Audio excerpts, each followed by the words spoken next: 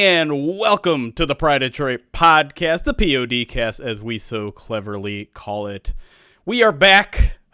Two of us are back for the moment. I am filling in for the Chris Perfett, of course, the adequate host, who will join us in the final segment here. But we are, and I always want to thank him for putting out the immediate reactions type of podcast. Not easy to do.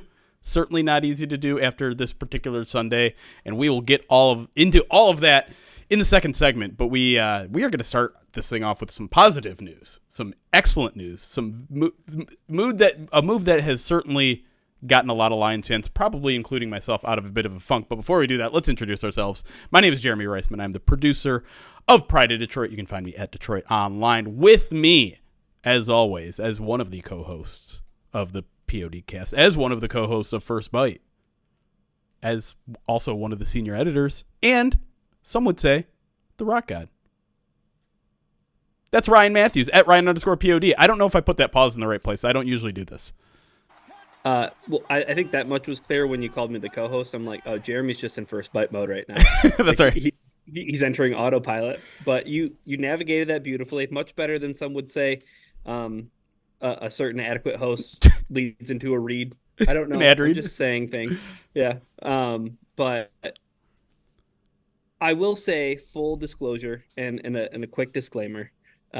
Yesterday, around midday, I asked Jeremy and Chris, do we have to podcast like now? Like does today have to be the day? And then by some stroke of luck, and to Jeremy's maybe ultimate demise, very close to his ultimate demise, deplaned twice. Yeah, I kind of feel like you were like, I'm like, yeah, we have to do it on Monday. Of course we have to do it on Monday. We need to get this out. We need to just get it over with. And then you're like, all right, I'm going to screw with American Airlines just so Jeremy never gets home. Yeah, that dude nailed it. But I did get home at 10:30 after leaving at 5:45 Pacific time a.m. It's great day. Exactly how I wanted to spend my day after the Lions lost the NFC Championship game in near record-breaking fashion. But hey, I said we're starting with good news. Stop it. Right. And you know someone who is staying home? Who's that? It's offensive coordinator Ben Johnson, Jeremy. That's right. Yeah, news breaks today that Ben Johnson told Washington, told Seattle, no thank you. I'm coming back to Detroit. I'm all of the memes from that movie that that you love, Ryan, the Wolf of Wall Street memes. Yes. Ben Johnson's back. He's apparently not taking a raise.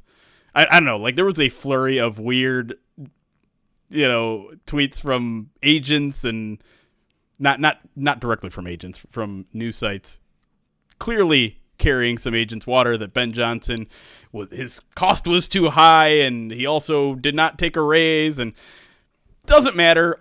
Point is, Ben Johnson is returning for 2024, and that is probably the biggest. I mean, we'll talk about it in the second segment and probably a little bit in the third. There was a lot of consternation about whether the Lions could get back to the NFC Championship, could ever, repeat this kind of performance, and I think the biggest hurdle to that was the potential loss of Ben Johnson, which I think a lot of Lions fans had just kind of come to terms with at this point, because he was such a heavy favorite for that Washington job.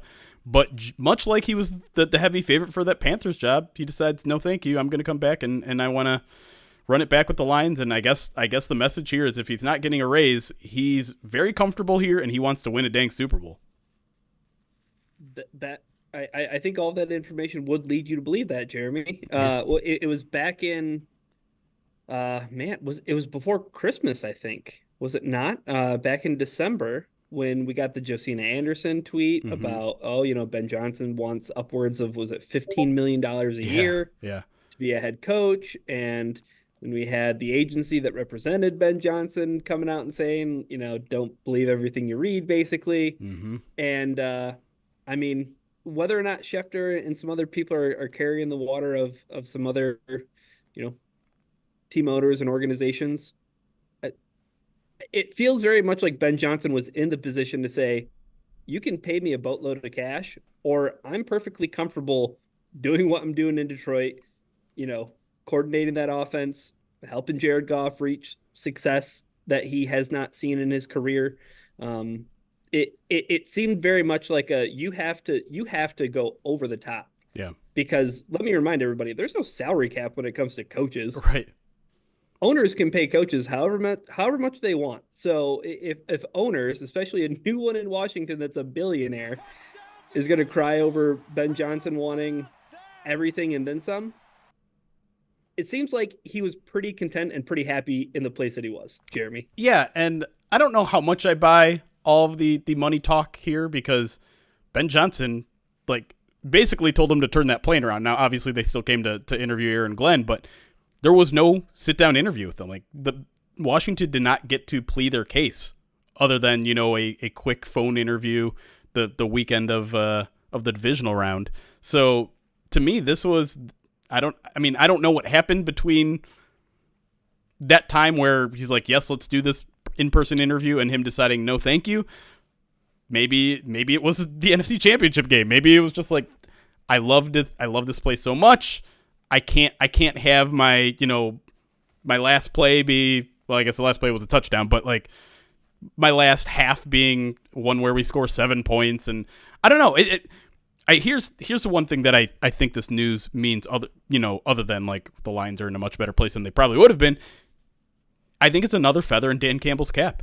I think it's another instance showing you just how incredible the culture is here. And again, culture is something that I never bought into before Dan Campbell was here.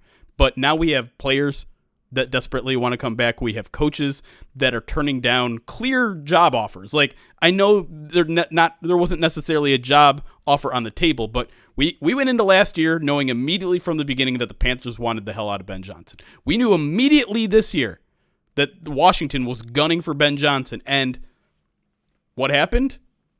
He decided to stay. He had offers on the table, and he's like, you know what? I love where I'm at. I love the position that I'm in. I'm sure he loved the pay raise last year, but he's respected here. He's rewarded here. He knows he's in a good working environment. He knows he has an offensive line he can work with and a quarterback that he's got really good chemistry. And he speaks as much praise about Dan Campbell as Dan Campbell does about him. And to me, that is the start of it all. Is Dan Campbell has built a team, an identity, an offense that Ben Johnson wants to be a part of, and he's willing to put on hold perhaps his biggest career move of his entire life on hold because he's just so happy here, and that's huge. And it gets even bigger when you think about his ties to before Dan Campbell was here. Mm-hmm. That could have been the very instance and the very understanding of the grass sometimes is greener on the other side. Ben Johnson, the only guy that Dan Campbell retains from that staff of Matt Patricia. And I think he truly values all the points that you just made, Jeremy. I think he truly values the culture that Dan Campbell has built here. And I'm pretty sure he understands that that's not everywhere, right? Like, he understands that he's been around, not easily duplicated. Exactly. Like, he's been around. And the fact that he wants to stay with this organization under this regime, I think that was, again, for the second offseason in a row, Jeremy, it feels like the Lions offseason report card starts at an A and works its way down. Right. No question. It's as good a news as you can get 48 hours after that game, right?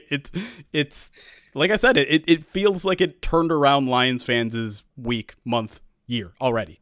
And that's single-handedly pulled you out of a funk. Yes. A funk caused by other things as well, but yes. But let's talk about what it means for the team, other than obviously, you have your offensive coordinator back. There's no reason now, I would say, to expect any serious regression from the offense. I mean, you're not going to lose any major parts except for maybe your guards. Sounds like there's mutual interest in Graham coming back. We don't know about Jonah, but everyone else is back. Like, the whole gang is coming back. You got a bunch of young talent still on that side of the ball in terms of your weapons. Those guys are only presumably going to get better. So I guess does this now seal in your mind, like, all right, we have nothing to worry about for 2024. Like, the Lions are contenders. This cements it already.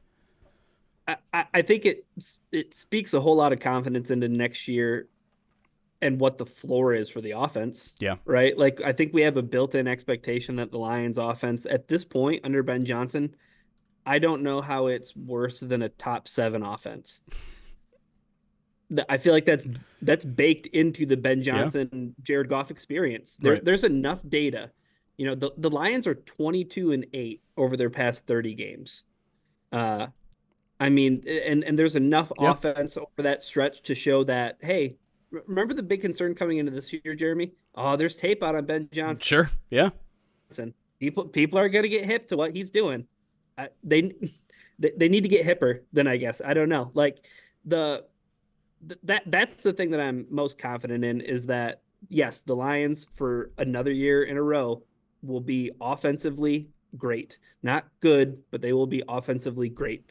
And it's all those weapons you just mentioned. It's, hey, not having to deal with maybe an offseason where Jamison Williams is set up to be suspended and, suffers a soft tissue injury in training camp. And like, maybe, again, some things might not fall their way, but some things might fall their way. And the one other thing I wanted to ask you was, yes, Ben Johnson here to stay. There's some other coaches that might be on their way out and might have opportunities, and some mentioned, and maybe some that I think not so mentioned. So I kind of want to talk about that once you kind of get your piece in about how you feel about Ben Johnson coming back, other than ecstatic. Yeah, I mean, I feel like ever since the Lions established themselves as a good offense, people have been looking for reasons for them to regress, right? It's Jared Goff wasn't as good as he was at the end of 2022, that 9-game streak where he wasn't throwing interceptions. That's going to regress. Lions are going to regress. The tape's going to be out on Ben Johnson, all that sort of stuff. And turnovers. Yeah, all that sort of stuff. And I think now there's no reason. There's no reason to believe there will be regression. Ben Johnson and Jared Goff are the two biggest pieces outside of maybe the offensive line. And like I said, all of those pieces are now returning. Ben Johnson and Jared Goff have had enough time together where there's enough to believe that they will continue to be this way until they're divorced in some sort of way. And listen, like there was certainly reason to believe that Jared Goff can continue to do this with someone else, but it would fall into that category of maybe this is why the Lions are going to regress in 2024. And now taking that element off is absolutely huge. It's as big of a move as you can make this offseason without actually making a move. It's like you said, I think the best way to put it is like the Lions already have an A+ on the offseason. It's that huge of a move, and it's amazing. It's great. And as other people have mentioned too, like there was that report from Pelissero saying like Ben Johnson goes, he might take Hank Fraley with him. And if that was the case, like you just won twice, because I watched, I think it was Frank Ragnow's post-season presser media session, and someone had mentioned Hank Fraley, and he's like, yeah, if they lose him, they might have to talk to me again, because I want it baked into my contract that I'm not, if Hank's not here, I'm not here. And so, like, that goes to show you how much he's beloved by the guys here. And not that we need any proof from the guys there. I think their play does pretty much all the talking there. Oh, yeah. Yeah, it speaks for itself, right? The name that I would be intrigued, though, what does this mean for Scotty Montgomery? Yeah. Not saying that he's, I'm not identifying him as somebody who can leave. But I think when you're thinking about the contingency plans for Ben Johnson. Yep. Because that was the thing we were all bracing ourselves for, is that Ben Johnson's going to take the Washington job. And like you said, maybe he takes Hank Fraley with him. I don't know, maybe in some situation or scenario, he would have took Scotty Montgomery with him. And the Lions would have been scrambling a bit to fill multiple positions. And I think because Ben Johnson stays, Hank Fraley, hopefully Hank wants to stay. And hopefully, as you said earlier, right, the band just wants to get back together. But there's some opportunities for some guys to move up and move onward. Yeah. Let's talk about it. So Antoine Randall gets an interview for the Buccaneers offensive coordinator job. So does Tanner Engstrand, but he also gets an interview for the Patriots offensive coordinator job. Now, I don't think at this point any of those guys are like on the precipice of being hired. Both those searches have been pretty extensive by the Patriots and the Buccaneers at this point. They're basically getting everybody in the door, but it shows that like this it's a reminder that this isn't going to end with Ben Johnson. Like, the Lions are going to become a tree at this point of coveted people, like very much like Sean McVay and the Rams were after their Super Bowl run, where it was just like, if you had touched Sean McVay, if he had breathed on you at any point, you're going to get a head coaching interview. And now it feels like that way with not. I guess I was going to say with Ben Johnson, but maybe it's more. Honestly, Dan Campbell, like anybody under the Dan Campbell tree is going to suddenly get a lot of interest. Now, I mean, if the Lions lose any of these guys, is it going to be devastating? No. Is it going to hurt? Yeah, a little bit, of course. Do I have complete confidence that the Lions are going to find the right guy to fill their shoes? Yeah. I mean, I think last year is a great example of where you lost a couple of big coaches in Todd Wash and Deuce Staley, and you filled them with guys that I think you can be pretty happy about so far. And so, again, I don't know how serious these jobbing interviews are, and I don't know how likely these guys go away. But again, like you said, Tanner Engstrand was another one of those guys that was like, maybe he's the guy that fills in for Ben Johnson. And so losing a contingency plan down the road is meaningful. It's impactful, but all things considered, I considering where my mindset was, 24, 48 hours ago with Ben Johnson, already out the door in my mind, I can handle that. Yeah, no, it's fine. I like this consolation price. Yeah. It's better than most store prizes. But the name that I think a lot of Lions fans wouldn't be sad to see go, which would be upsetting, is that, I mean, Aaron Glenn can still get a job. Yeah.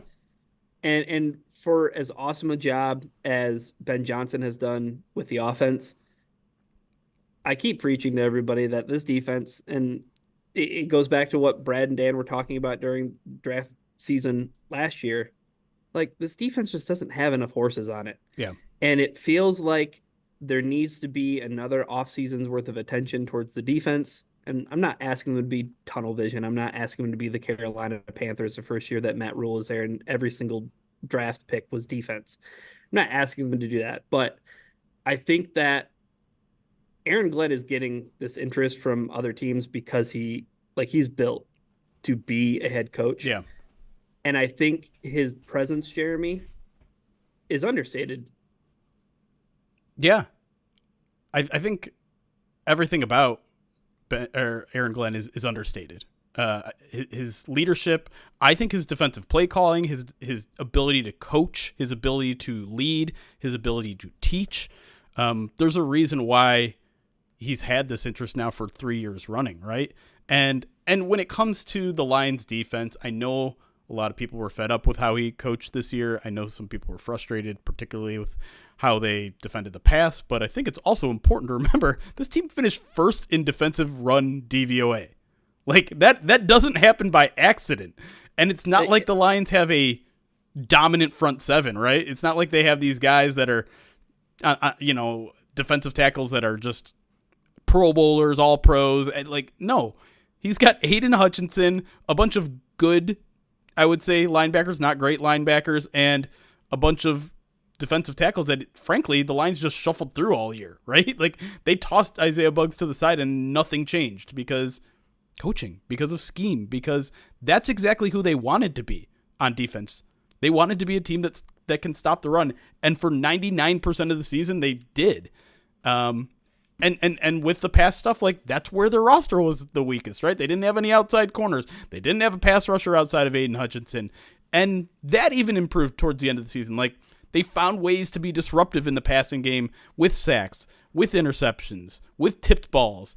All that sort of stuff worked and helped them get to the, NFC Championship game and on the verge of the Super Bowl. And so I think a lot of people look at Aaron Glenn and they look at that NFLPA survey and they say, wow, he's a great leader. He's loved by his players. That's why he's getting it. He's not even a good defensive coordinator. He would just make a good head coach.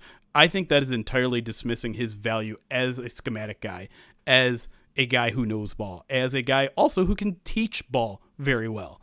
So I've been saying it for a while. I think he's a very, very legit head coach candidate. The problem to me is that people don't like defense, and people and too many owners are obsessed with the offensive play caller guy. They don't care about leadership. They don't care as much about defense, and so this is why I think it's taking him as long as it is. He might still get one of these jobs. I mean, he hasn't interviewed for the Seattle one. He has obviously interviewed now twice for the Commanders job, but I think he's very much a worthy candidate, and I'd also be extremely happy if he returns.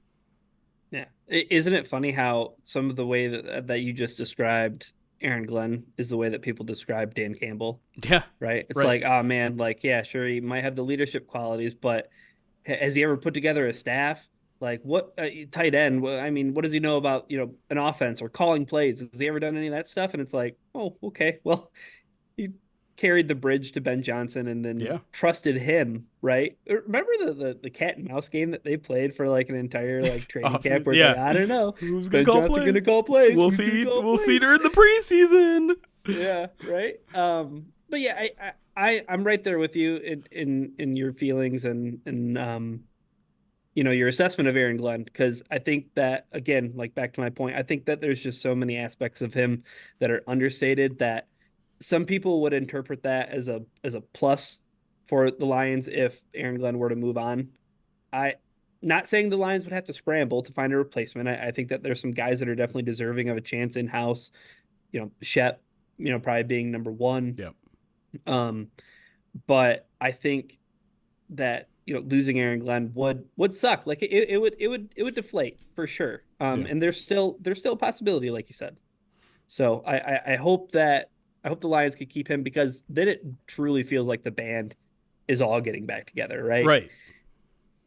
And then you just add some pieces to it, and who knows? I mean, and listen, it can't be overlooked how his popularity in the locker room matters, right? You got an entire room of guys who respect him. Guys like Alex Anzalone, guys like Jack Campbell. I mean, like literally everyone in that room respects the hell out of that man.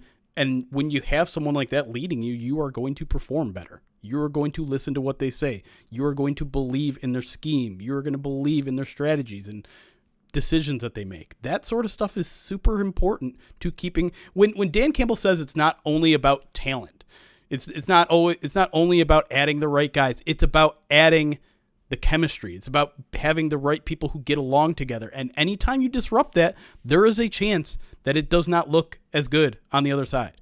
And that is so essential to what Dan Campbell believes in and what this team's, backbone is. It's about having the right chemistry, and Aaron Glenn is a huge part of that. Yeah. And like you said, I think to cap it all off, like this year, right, the improvement the Lions have seen in their run defense over the past year and a half is not a fluke. It's not imaginary. It's not something that escapes your grasp right when you think you have a hold of it.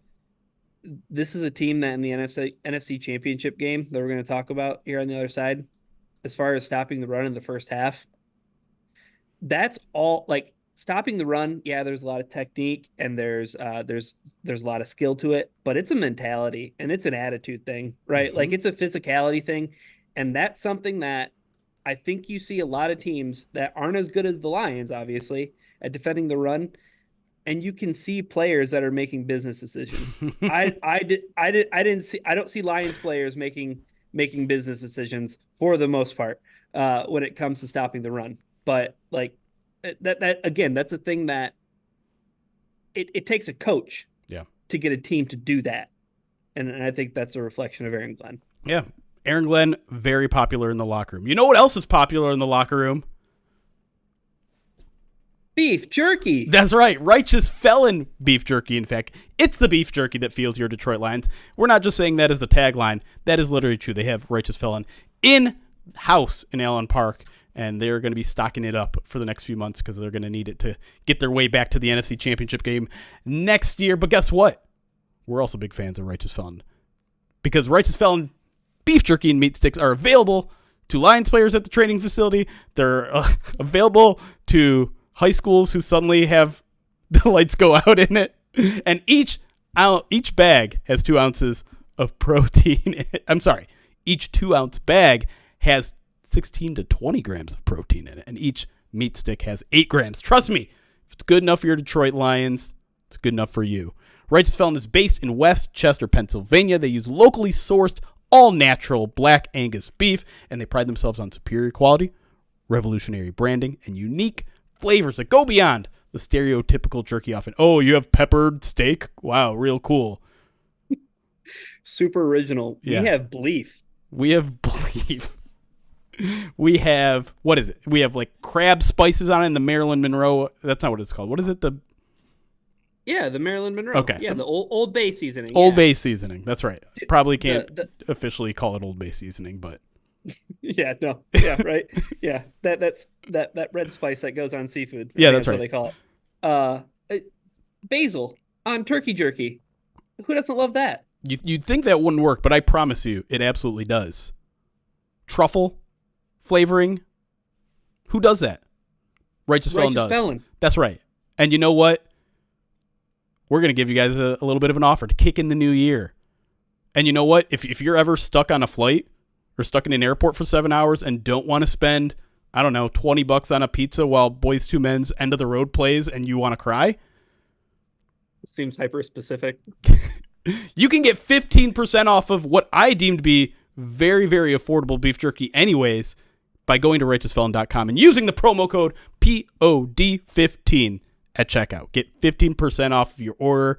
They got bundles for very, very reasonable prices, and they become extremely reasonable with the code POD15 at righteousfelon.com. Go get yourself some meat, boys and girls, and whoever you are. Go get some meat. We'll be right back on the PODcast.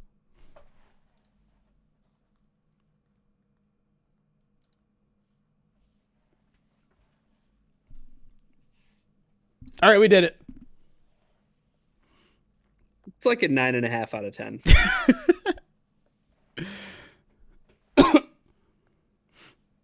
No, that is exactly what happened. I was eating a pizza, and End of the Road came on, and I'm just like, is someone trolling me right now? As you mentioned on Twitter, was that was your Urban Meyer moment? Yes, it absolutely was. Okay, before I get to the alerts here, Karen talks about the video bombing I did of Teddy Bridgewater and Dan Campbell walking out arm in arm. You're in that picture? I'm in the video, so Eric Woodyard has a video. And I have a minor story about that because I'm walking out of the locker room at that point. I see Teddy Bridgewater walking by himself at that point, and I was about to go up to him and be like, hey, man, just want to say, like, appreciate your professionalism this year, appreciate your candor in the locker room, something like that, and, like, good luck on whatever your next endeavor is, that sort of thing. And then Dan Campbell, just swoops in, and I'm like, oh, man, this is a cool moment. Like, I kind of wanted to do the same thing. At this point, I was walking behind them. And I almost wanted to take a picture myself, but it felt weird. Like, they were having a moment, and it felt personal. And I don't even know the rules when I'm outside of the locker room, what I can and can't film. But, like, at this point, they're walking really slowly and that sort of thing. So I'm like, all right, I'm just gonna sneak by them. Like, maybe look back a little bit, see what they're doing. Maybe see if I can, like, listen in on what he's saying a little bit. And then I'm like, all right, this is weird. I'm just gonna keep walking. And then I see Eric and Ben. They're standing by the elevators to go back up, and they see this moment happening, and, like, suddenly I see them pointing their cameras in my direction, knowing that they're filming them. I'm like, oh, this is awkward. Oh man, it's like, yeah. I don't want to be caught in this special moment between, like, right, this quarterback who deferred his retirement to come back and play play backup quarterback for the Detroit Lions. And also I was a little bit jealous that the other reporters saw this, because I'm like, oh, I got a cool story that's all mine that I can tell on Pride of Detroit Director, I can tweet about or something. Yeah. And then that happens. I'm like, all right, well, they got it. Dude, they were being like the actual reporters instead of me being like this polite guy. They were just like, they were in reporter mode, and they should have been, and I should have been, and just captured the moment for other people. Yeah, I thought for sure you were going to say, I saw, Dan Campbell swoop in, put his arm around Teddy Bridgewater, and I was ready to throw my arm around Teddy too, and take a walk. Honestly, I would have loved to just, like, go in between them, put my arm around each of them, and just be like, guys, what a year, hell of a man. season, guys. Some people want to see this, so I will show it on stream. Hold on, how do I get... Okay, here we go. Are we not changing? Are we not working? Okay, my Stream Deck doesn't want to work, so let me find desktop. There we go. There you go. That's...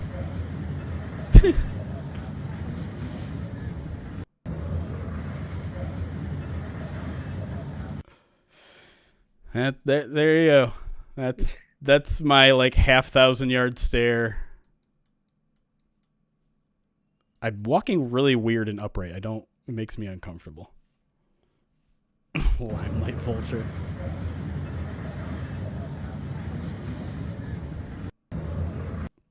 All right. Stream's super far behind, so I was trying to catch up to it.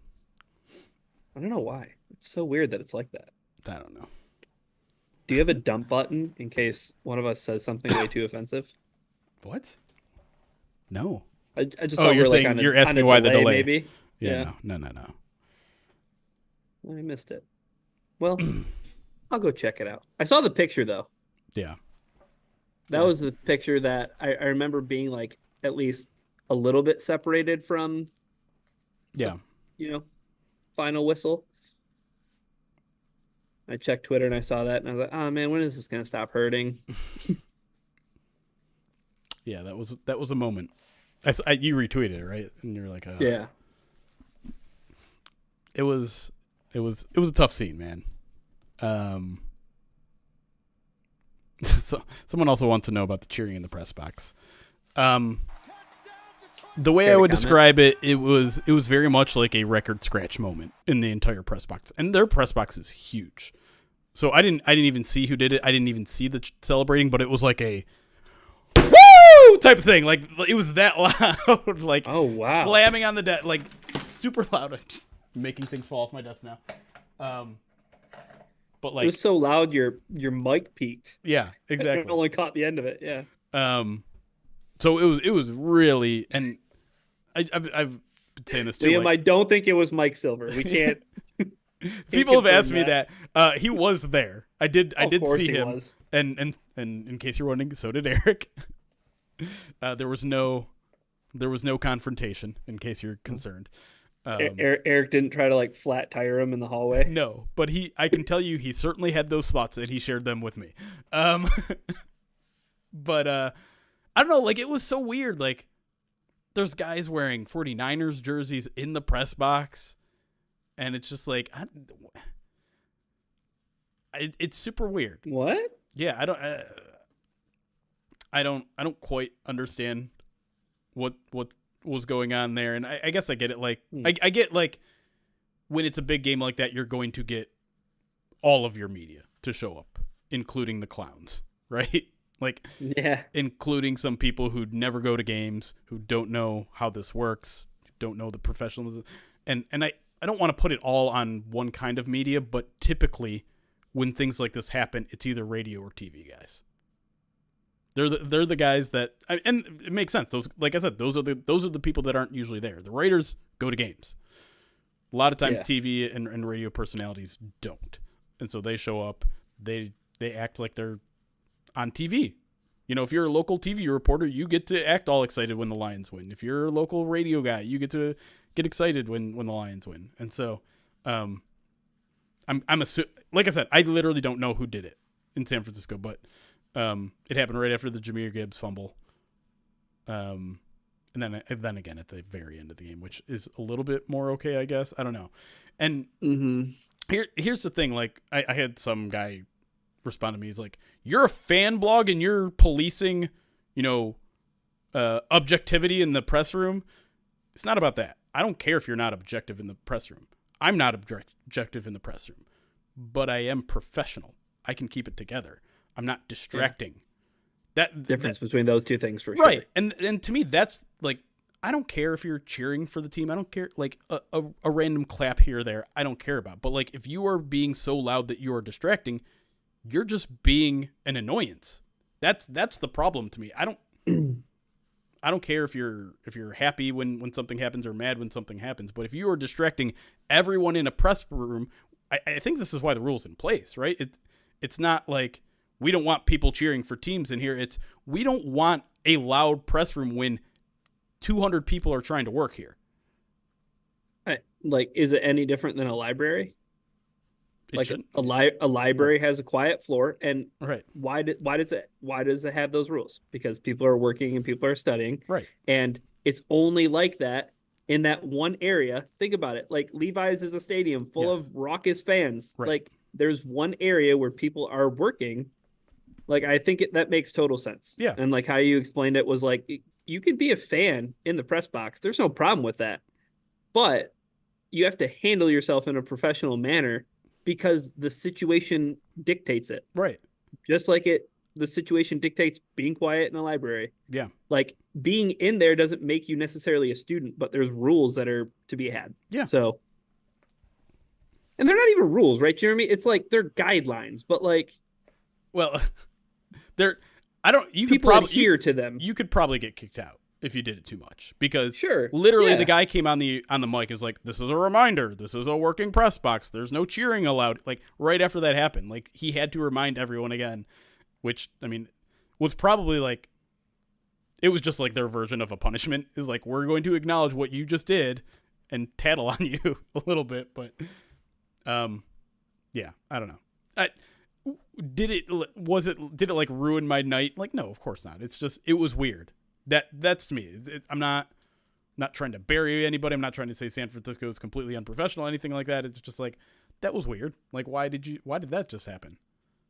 Because listen, like, I'm squirming for 4 hours straight when I'm in a press box. I'm squirming. I'm uncomfortable. I want to scream out loud. And Eric and I do our own little forms of silent cheering where we're shoving each other around and we're punching each other and we're fist bumping and we're excited, and we're not hiding that. We're just doing it in a way that's not disruptive.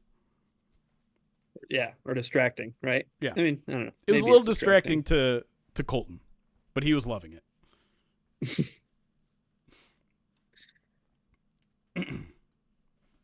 Anyways, that's that.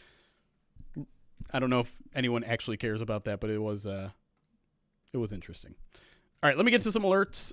Then we'll talk with you guys a little bit, and then we'll jump back into the podcast and talk about the game. Let's see. D-Man, thank you for the 38 months subscribed on Twitch. JC2533, 7 months subscribed on Twitch, says Ben Johnson is a soldier. I'm a soldier. Who was that tight end that said that? I'm pretty sure it was Kellen Winslow. It was. That's right. Yeah. They're probably not one of his better aging quotes, considering. Nope. Probably not. Else that happened. Lost Oceans, 35 months subscribed. Channel says 27 months. It must be 27 in a row. 27 months equals 27 more seasons with Ben Johnson. That'd be something. Like the longest. What are the odds? What are the odds I can get on that? Ben Johnson to stay here 27 years. Someone showed like the longest tenured offensive coordinators, and Ben Johnson is already like top 10. Top 10, but like perhaps the most coveted in back-to-back off seasons. Right. Let me see if I can find that chart. There it is. All right. So offensive coordinators who have been around longer than Ben Johnson. Dave Ragone, Atlanta's. I don't even know who that is. And that's it. That's literally, everyone else was hired in 2022. There's one guy that was hired in 2021. Everyone else is 2022 or more recent. So Ben Johnson, Adam Stenovich, Press Taylor, Frank Smith, Wes Phillips, Mike Kafka, and Kyle Shanahan, which doesn't even count because he's the head coach. Yeah. And Atlanta's offensive coordinator, they're sticking around, even with Raheem Morris? Maybe. That might change. Interesting. I did see that. Did you see Artie Smith, Pittsburgh Steelers offensive coordinator now? Okay. Not that it matters. Yeah. Lions don't play the AFC North next year, do they? I have no idea. I probably should have some idea, but I don't have any idea. Why do I feel like it's Jacksonville? I feel like it is AFC South. Yes. Allstat is saying that. Okay. Yes. Also, Dan Campbell is the 11th most tenured head coach right now, which is crazy to think about as well. And like, he's only going to rise up the ranks because, I mean, how catastrophic of a season would you have to have for him to get fired next year? I don't think such a reality even exists. We don't need to get into it. Yeah. I'd be worried about the city of Detroit. Yeah. Like the state of the city of Detroit would have to be like in some sort of disarray for Dan Campbell to not be I will say, like, the leader of the football team. Obviously, the challenge of the future now is that expectations are sky high. Anything other than an NFC Championship return is going to be viewed as a disappointment, which it's a weird reality we're going to be. We should probably talk about more of this in the final segment, but that sounds good. That is where we're headed. Erwin, thank you for the 32 months subscribed on Twitch. Says run it back. Hockey 24211111 says for 24 months says wait. Hold on. I gotta deliver this. Wait, I think I got my swagger back. Oh. That was pretty good. Austin Mammoth, thank you for the 17 months. Says one more month until Lil Ben Johnson Jr. shoots out of my Twitch womb. Jesus. Oh my gosh. You guys have seen that clip, right? I think I got my swagger back video. You have to. It's fantastic. It's classic. Flair 149, thank you for the 38 months. Tier 2, by the way, says 38 months. Ben Johnson is 37, and now we get at least one more year of him. Conspiracy? I think so, but very thrilled. God, you just reminded me that I'm older than Ben Johnson, and it made me very sad. What have I done with my life? I think you've done a lot of good things with your life. Stop it. I wasn't fishing. Don't do that. I'm just saying. Booney, thank you for the follow on YouTube. Wings, thank you for the follow here. JC Paxton, 23 months subscribed to the channel on Twitch. MC Boone, the follow on Twitch. Woodchuck Hunter 9-bit says the Lions have a higher conversion rate on 4th and less than or equal to 3 than Badgley's conversion rate on 45-plus yard field goals. Go for it on 4th down. Oh, we'll get into that, Woodchuck Hunter. I promise you. We're going to talk about it next segment, and I have a feeling both of us are going to have very leveled-headed takes, unlike a lot of other people, or people who are straight up lying about conversations they had with head coaches about analytics. We're not going to do any of that here. We're going to have a very real conversation about the good things and the bad things. JP is me, 20 months subscribed. Says funniest part of the day was all the Commanders fans trying to convince themselves they didn't want Ben Johnson in the first place. Yeah, I'm not very hooked into Commanders Twitter, but I hear they were melting down a little bit today. If only it could have been Vikings Twitter. Yeah, I might get into that in a minute here. Oh, yeah, no, there's a lot to be said from Jeremy's standpoint. I can tell that this bothers him, but it feels very consistent and on brand with the discussion we had at the beginning of the break. Just be professional. Yeah. Just be professional. Let me get to the rest of the alerts, yeah, and then I'm going to get into a certain SB Nation Twitter account. Summer Guy, thank you for the 19-month subscribe to the channel. Slyest Rye, thank you for the 29-month subscribe to the channel. I'm going to ignore that it says only 2 months in a row. I missed a month? What? Le Mans Builder, 15-month subscribe to the channel, says, recognize this. A couple dozen fan bases wishes they were us. Onward and upward, the future is so bright. That's some good perspective. Joshua Mercer, 100 bits. Says, we're fucking running it back, baby. Ben Johnson, I love you. Should I have delivered that like Lomas? No, I only think Lomas can deliver it the way that Lomas can. Real quick before you go in on people who deserve to go in on. Did you see Bobby Slowick back to the Texans. Oh, he turned following the Ben Johnson path. It is a little early for him, but I was happy to see him get some opportunities because, man, the Texans were fun this year. Yeah. He agreed to a new deal, so he's truly following the Ben Johnson path. Yeah, there you go. Yeah. Good on the Texans for doing that. Dude, so it was just funny that the beginning of this coaching carousel, right? Like, we're like, man, coaches are getting snatched up left and right, and our teams being too aggressive? Like, are they not, waiting and seeing this thing through? Yeah. The Washington Commanders calling Bill Belichick, like, what's the plan there? It's a good question. I mean, it feels like it was Ben Johnson or bust, and that's just the outside perception. I don't know how true that is. Some people would have you believe that Ben Johnson was never as hot of a candidate as everyone seemed to think, and by everyone seems to think, it's because of the reporting of those same people a month ago. They were like, Ben Johnson's the hottest name. The guy interviews for 5 of the 8 opening jobs. You're gonna tell me he's not a hot candidate now? Okay. Yeah, after the fact. After he returns, it's very safe to say he was never that hot of a candidate. And one of those teams was at an internal hire. Yeah, right. So, basically got interviewed for every head coaching position this offseason. Go figure. I just can't stand people out here treating Ben Johnson like he's famous Indianapolis Colts head coach Josh McDaniels. Right. Like, these are not the same thing. Right.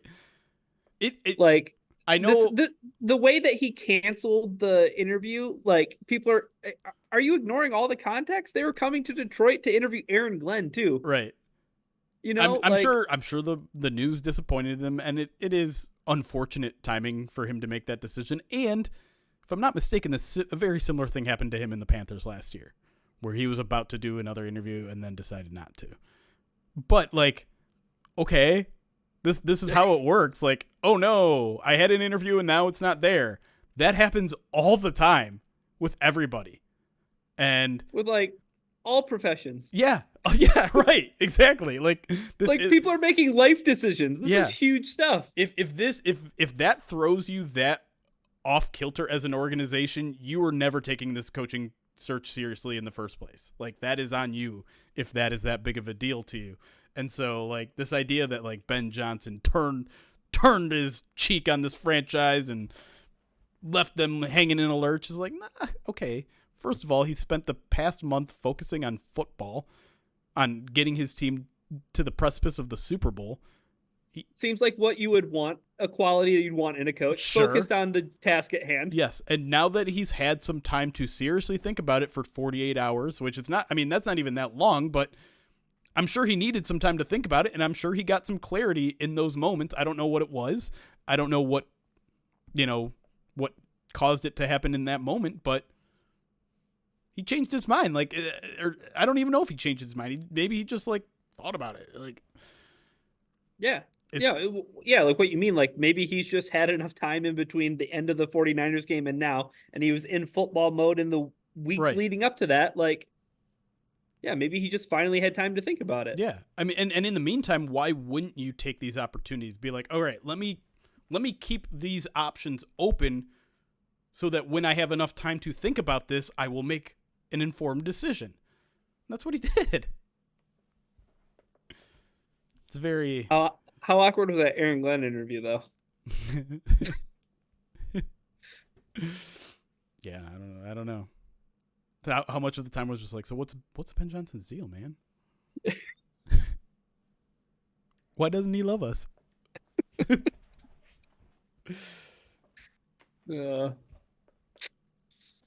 And you know what? Maybe the biggest loss for Washington is, like, they don't get to ask Ben Johnson about Aaron Glenn. There we go. Yeah, that's what Todd they should Bowles be. Maybe that's why they're so the next mad. DC, right? Right. All right. You want to talk about? Yeah, I don't have, like, a big rant prepared. And no, remember when we used to do this though on the podcast? Yeah. Was it Rage Corner, right? We had a Rage Corner. Oh my God. I don't want this to turn into Rage Corner because no. like, I don't like calling out people publicly.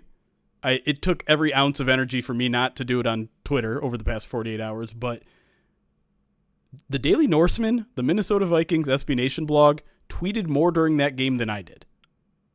They treated that game like it was their goddamn Super Bowl to watch the Lions lose, and it was disgusting.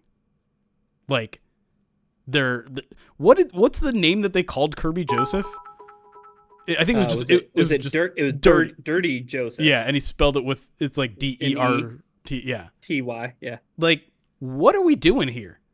You're that salty about TJ Hawkinson's ACL? Like, on a legal hit? What are we doing here? Why are you... It's almost like I'm starting to get insight into why some other fan bases thought the Lions were annoying. It's like these little teams that don't matter right now, they live to watch other teams fail because they can't do anything themselves.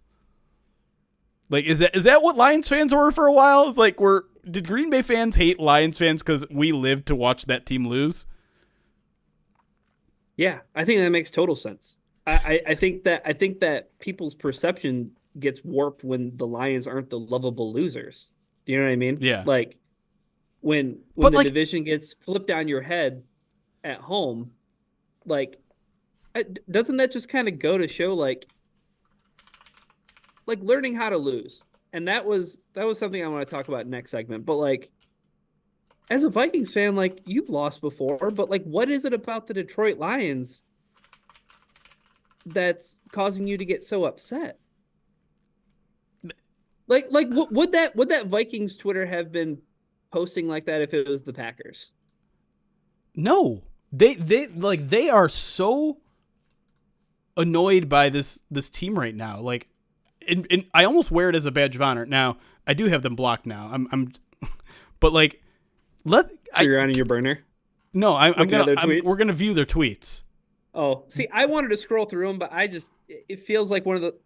Go ahead, but it just feels like I don't want to go back to that place I was looking at those tweets. Horrible meme. Oh, played a real team, and now they're watching from Cancun. Did you watch the game? Did you see this Lions team absolutely whip the crap out of a quote-unquote real team for a whole goddamn half? Just completely outclass them? And kudos to Patrick here, who's like, I'm a Vikings fan, and I don't understand all the hate on Detroit. Thought they were a cool story. I bet if you polled every other fan base to get a reaction from Minnesota fans mocking the Lions, most would find it pathetic, sad, strange. Patrick, congratulations. You're one of the good ones. And what was the Daily Norseman's reaction to that? With the talk the last few weeks and stopping just short of nominating Kirby Joseph for sainthood, they brought it upon themselves? I'm sorry, what? Nominating Kirby Joseph for sainthood. I'm sorry, can you find a single Lions fan who feels that way about Kirby Joseph in 2023? Like, most people were like, he regressed. He was not great this year. He doesn't tackle particularly well. Not dirtily, but he dirty. Not dirty, but like, what? What is he talking about? Like, I don't know. But that's the thing, Jeremy. Like, I don't know what you're thinking while you're tweeting that from their perspective, because that's not the reality that I've lived in all year long. It's not the reality that I lived in after the Rams game or after the Bucks game or after the Lions eliminated the Vikings from the playoffs. Yeah. And winning the NFC North. Like that, I never thought of Kirby Joseph as the champion of this defense. Like, no. who this year said that Kirby Joseph was ever? I did nominate him. You know what? I remembered. I just did nominate him for sainthood. I forgot. I'm sorry. This is all my fault.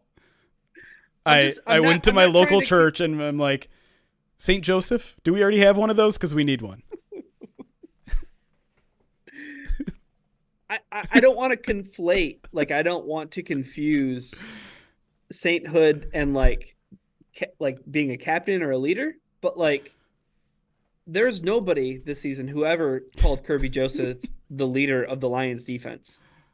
I don't know where any of that energy is coming from. Like, that is, and listen, like, like I said, I know Lions were kind of in that role before, but like we were never literally like live tweeting every single play of a Packers game. Every now and then I did my LMAO Vikings this year, but like I'm serious. Like they tweeted in that game more than I did. Like I have a separate column for SB Nation NFL, and it was just filled with Daily Norsemen. They were tweeting more than we were. They were tweeting more than the Niners Nation. It was insane. Like they had so much emotion riding on this game that I'm just like, what is wrong with you guys? You can't take one good year from the Lions. That's how much it explodes your brain. Yeah. Goodness gracious. That's the craziest thing. And I think I said it last week. Like, Vikings fans were my number one list cat. Like, I had never had a problem with a Vikings fan.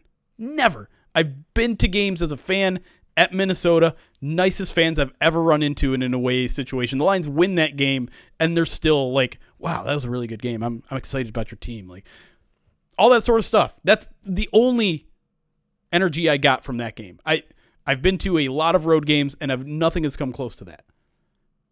And yet, like, they lost their damn mind this year. I don't know if it was, them going from 13-4 or whatever they were last year to whatever they were this year. I don't know if it was Kirby Joseph just getting absolutely in their heads. It's crazy, man.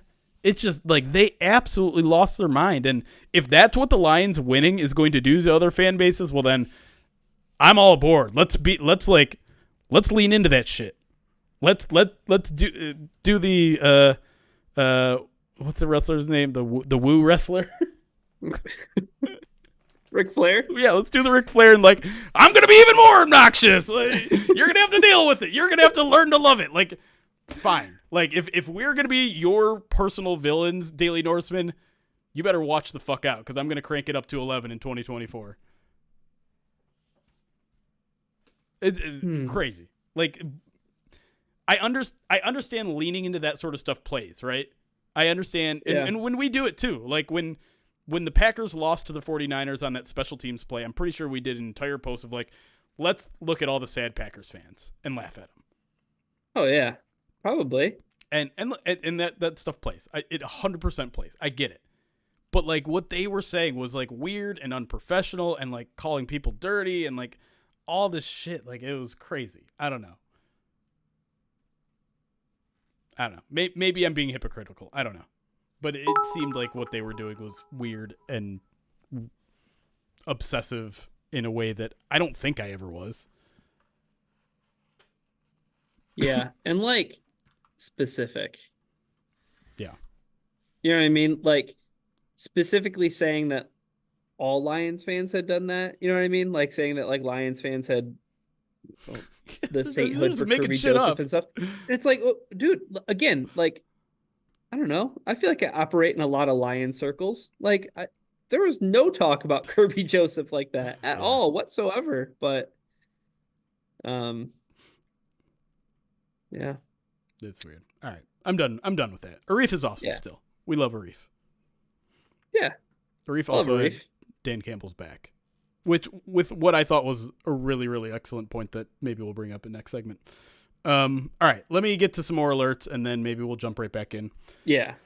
Lions 1910 100 bits says maybe Ben Johnson was doing a solid in trying to push the Commanders to hire Aaron Glenn. Maybe. Throws a bunch of Ryan tinfoils in the chat after that. What you trying to say? It's taking your bit. Nick the Greek 100 bits says, I'd like to blame Dan Campbell for losing to the Niners, and I'd also like to give him no credit for taking the Lions to the first NFC Championship game in 30 years, and Ben Johnson is a soy offensive coordinator. 50 bits from Joshua Mercer says, a buddy of mine from work is a Washington fan, and he was so mad at me because literally 10 minutes before we saw the Pelissero tweet, we were talking about Ben Johnson, and I told him, watch Ben have a bad taste in his mouth from that loss in Santa Clara and decide to run it back.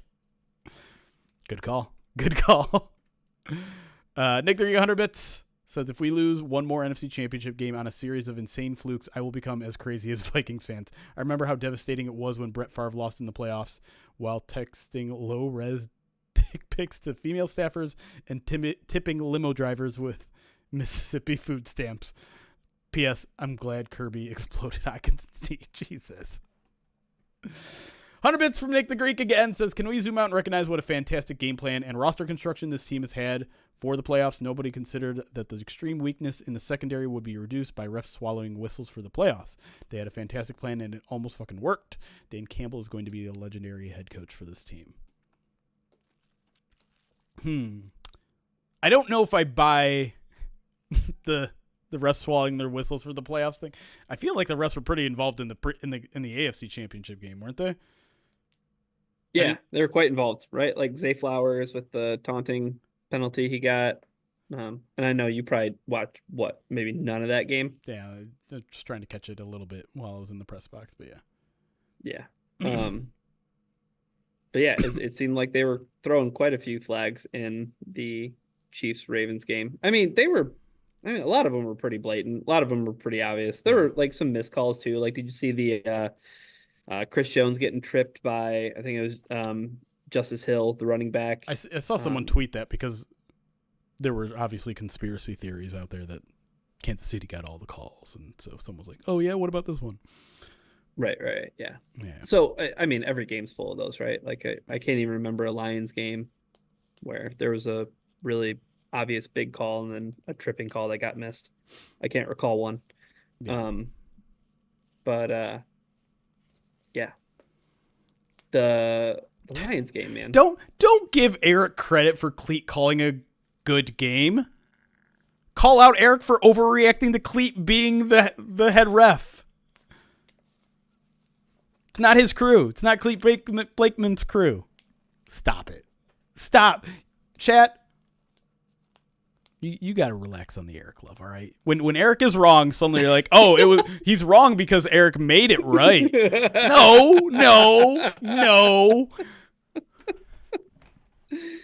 Oh, man. All right. Should we get back into it? Let's go. I think we should be back. Let's do it. Yeah. I can't wait for this segment in particular. All right. I got to change the title below us real quick.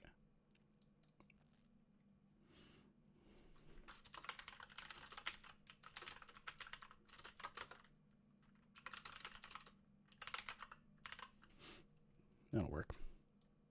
Hold on. Boop, boop, boop, boop.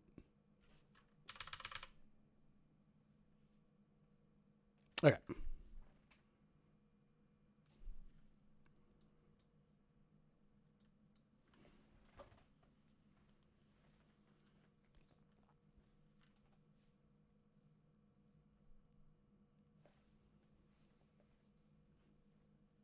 And we are back here on the POD Ryan, it's time to do it. Time to rip the Band-Aid off. Time to revisit Sunday. Lions lose to the 49ers 34-31. Blow a 17-point halftime lead. And I guess let's just, you know what? Because it became the narrative after the game, let's just get it out of the way. Let's talk about the fourth down decisions because it certainly seemed like a pivotal point in the game when the Lions didn't convert either of those. But both decisions were backed up by a couple of analytical models. But I'll throw it to you first. What are your overall thoughts on those fourth down decisions? Do you have a different feeling about each of them? Did you feel one way in the moment and maybe one way now, 48 hours removed? What are your thoughts? Yeah, I think I saw a lot of Lions fans kind of swing that way 48 hours after. Yeah. In the direction from, even thinking that Dan Campbell was safe in his decisions on fourth down to then swinging to the point where it's like, I don't know. I mean, like the field goals would have, tied a game or it would have, maybe pushed things in a different direction. There was one coaching mistake that I thought Dan Campbell made. And it was when the game was seemingly almost already out of hand. We could talk about that in a second. But he owned up to that one, by the way, too. Yeah, right. I mean, pretty obvious. But the fourth down calls, it boils down to not execution. It doesn't boil down to making the call to go for it on fourth down. It boils down to execution. And there's nobody on this football team that I feel for still 48 hours after that game more than Josh Reynolds, because that's a guy who's been awesome for the Detroit Lions all year long. Yeah. That guy has come up big in moments where the Lions didn't have a clear number 2 wide receiver, Jeremy. I mean, how long all offseason we talked about the JMO suspension and how things were going to impact, the Lions receiving core. And yeah, they had Amon-Ra St. Brown, but Laporta's a rookie. Who else can they lean on in the receiving game? It was Josh Reynolds. Yep. Like, they trusted Josh Reynolds all season long. It didn't change in the NFC Championship game. Would I have loved maybe that route to be for Amon-Ra St. Brown, a guy with more sure hands? Maybe. But this team came to this game with the guys that they had trusted all year long, and even some other ones, like a tight end from Harvard named Anthony Frisker, who caught a pass, nearly scored a touchdown. Like, this team trusted the guys that got them there, and they trusted him in big spots. And I feel for him, right? Like, I've seen very few people pile on Josh Reynolds and, say all the nasty things you could say about a player after they have one of the most like heartbreaking experiences you can have as a professional athlete, where you feel like that will be his worst game ever. Like, that one will live with him forever, and it probably won't ever happen again. But those 2 drops, Jeremy, the rest of the season is forgotten, right? Yeah. That's the unfortunate thing that could happen to Josh Reynolds. That's not Josh Reynolds' legacy to me. Like, terribly unfortunate that it happened when it did. Did it have a big impact on the game? Yes, but I think, Jeremy, it comes back to the execution standpoint. Like, the play call was there, the read was made on that first fourth down. I understood why they did it. Are you in agreement on the first fourth down? Go for it. Yeah, I am. I will say in the moment I was up in the air. And I think that needs to be pushed as the bigger point here in general, is this is a toss-up. This is, I mean, when you're talking about how much this changed the game or how much, even if you're looking at like win percentage added and things like this, the decision to go for it versus kick a field goal is a very close split. We're talking about like 2% win percentage flip here. These are very tough decisions, and ones that you can make merits for on both sides of the ball, on both decisions, I should say. And so, yeah, there is something to, hey, you kicked a field goal to start the second half. We matched you. We rebutted you. We made it a 3-score game again. I get that. And took another 4 minutes of clock off. Right. Because at that point, it doesn't feel like the Lions are fighting the clock yet, right? It's too early to think that way. But you did have a successful drive. Yeah. You moved down the field. You advanced time. And like you said, you matched their field goal. You're still up by 3 possessions. Yes, I get that entirely. But I also get that at this point in the game, they have not stopped you on offense. They have not done anything to stop you. You have scored on, I believe, 4 of 5 possessions. Yep. You are driving right now. You've picked up where you left off. They are not stopping you. And you, for the entire season, people have thrown out those stats now, right? Like, this team was like 80% on 4th and 2 or shorter. And do you think you're trotting out a kicker that you have 80% confidence he's going to make a 47-yarder? I can tell you my confidence in trotting him out there was not 80% or higher. And so now 48 hours later, I totally get it. I think it was right in that moment. You move to the second one, I think the conversation changes a little bit. You no longer feel as confident in your offense, right? The 49ers have begun to slow you down. Yes, a field goal ties it, but you're also not stopping them on defense. And you're probably not walking out of that game at a 27-27 tie or whatever it was, 24-24 tie, right? You tie that game up there, you're not going to overtime with 8 minutes left, 24-24. Right. You're not playing for the last possession. Right. No. Right. And so, again, to me, like, there's merit on both sides. And so anyone else saying, like, Dan Campbell's an idiot who needs to be fired, you got to calm down. Anyone who's like, you guys don't know ball if you think They should have kicked those. Like, no, there are definitely arguments to be made on both sides. 48 hours after, I'm at peace with all of the decisions made. There's so many other factors. Like, you have to remind yourself that Dan Campbell got this team to where they were because so many times he had made this decision and it panned out. I wrote an article, for God's sakes, on how much of an advantage the Lions have had compared to the other coaches still in the playoffs just because they have an aggressive head coach. You live and die by this, and you can't overreact to the deaths because they look bad, because you forget of all the positive things that happen when you go for it, because guess what? All you remember is that they scored a touchdown at the end of the drive. You barely remember 10 plays ago when they went for it on 4th and 1. Now, I will say, particularly the first play, highlights an issue that I've had with this offense all season. And we've talked about it a couple times. And that is the fact that this team gets too conservative on 3rd down, knowing that they're going to go for it on 4th down. Running. You're talking about the second 4th down, right? I guess. Whichever one was Amon-Ra running between the tackles on 3rd down. Yes, it was the second one. Yes. But how did that series, once they got a 1st down, that next set of downs, a pass on 1st down on 1st and 10, which is something that we've been screaming for this team to do, because it's like, don't be so predictable and running on 1st down. Yeah.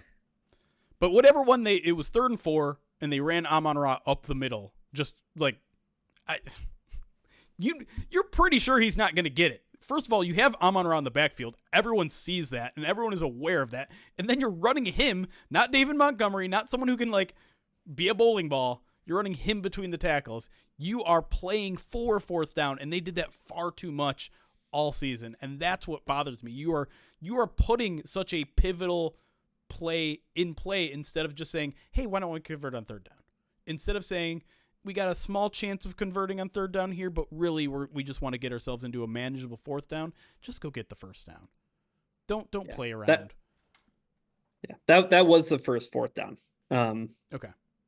The first 4th down that they went for it on in the second half. But yeah, I don't know.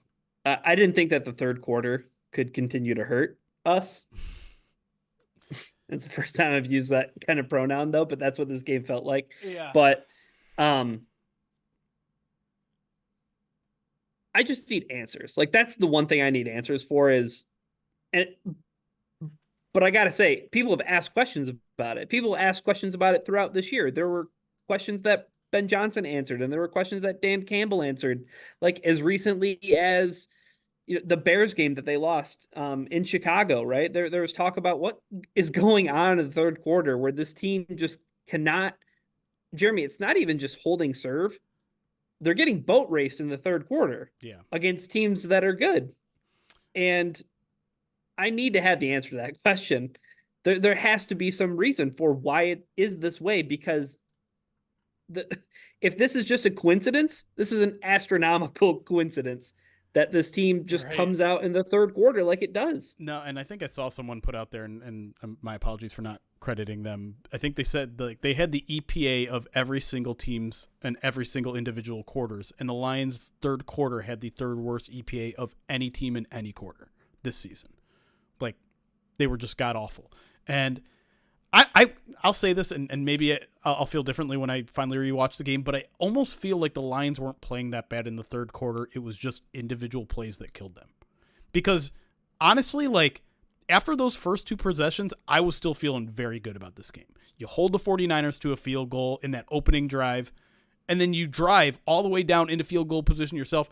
Sure, the 4th down conversion doesn't happen, but you're still moving the ball consistently. You're still being able to stop the 49ers and get off the field on occasion. You're okay. You're in an okay spot there. And then it's just like, I don't know, like, these crazy plays just happen play after play after, like, it's the most SLO moment of the entire Dan Campbell era, and it happens in a span of like 4 minutes. You get the 51-yard ridiculous catch off of Kendall Villador's face that goes into Brandon Ayuk's hands. You get the Jahmyr Gibbs fumble 3 plays after that, and then it's a tie game. Like 4 plays after that, it's a tie game. It just all spirals out control. in that small amount of time, and then you kind of get your reins back a little bit in the fourth quarter. Again, you hold them to a field goal. Your offense starts to move again, and then again you miss a fourth down. It's just like, to me, they were so close on all of these things to do everything they wanted to in the second half. It's just one play here, one play there, bad luck here, bad luck there, and that to me is what's so damn frustrating about this game is that, like, I don't even feel like their play fell off a cliff in the second half. It's just individual plays got them, and any one of those plays goes the other way. Like, even if it bounces off Vildor's face mask and falls incomplete, they might still win that game. Josh Reynolds holds on to a fourth or a third down. Either one of those, they probably win that game. And that's why the whole thing is so damn heartbreaking. And I want to be to the place where everyone else is at, which is like, the future is bright. We're going to be okay. But we were so damn close, Ryan. We were so damn close. And even if everything goes right in 2024, what's the likelihood that they are going to hold a 17-point lead in the NFC Championship game next year? A 17-point lead on the road. I mean, yeah, even if it's at home, like, you don't get those kind of opportunities often, man. And to let it slip away on a bunch of fluke plays and a bunch of uncharacteristic, like, I know they've been bad in third quarters, but something about this felt uncharacteristic. And part of it is maybe just they weren't able to turn around in the fourth quarter like they have so many times this year. But to me, it's just like, Jahmyr Gibbs doesn't fumble. Josh Reynolds doesn't drop passes. Balls don't deflect off of face masks like that. Like, it felt like a series of an unfortunate events, and it's heartbreaking. It's why I can't quite get over it, even with the Ben Johnson news. It's just, and like, listen, this is the deal we signed up for, and I'm pretty sure I've even said it on this podcast in the past. I've tweeted it, and I've joked about it. We've been blessed as Lions fans to not be in big games and not known this kind of heartbreak. But if you want to have a really, really good team, this is what's going to happen, because only one team walks away happy every year. And so, like, this is the new kind of ulcers that we got to start getting accustomed to. And I'm not accustomed to it yet, but we're going to have some heartbreak, man. Some serious heartbreak that we're not fully accustomed to. And so I'm just going to sit with this one for a while, because I don't know.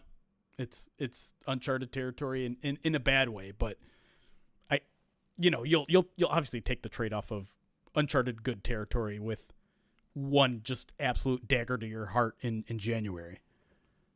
Yeah, I haven't quite understood the hypotheticals of, man, if the Lions would have gotten blown out and it was 42-10, to harken back to an earlier time in Lions history, this one wouldn't hurt so bad.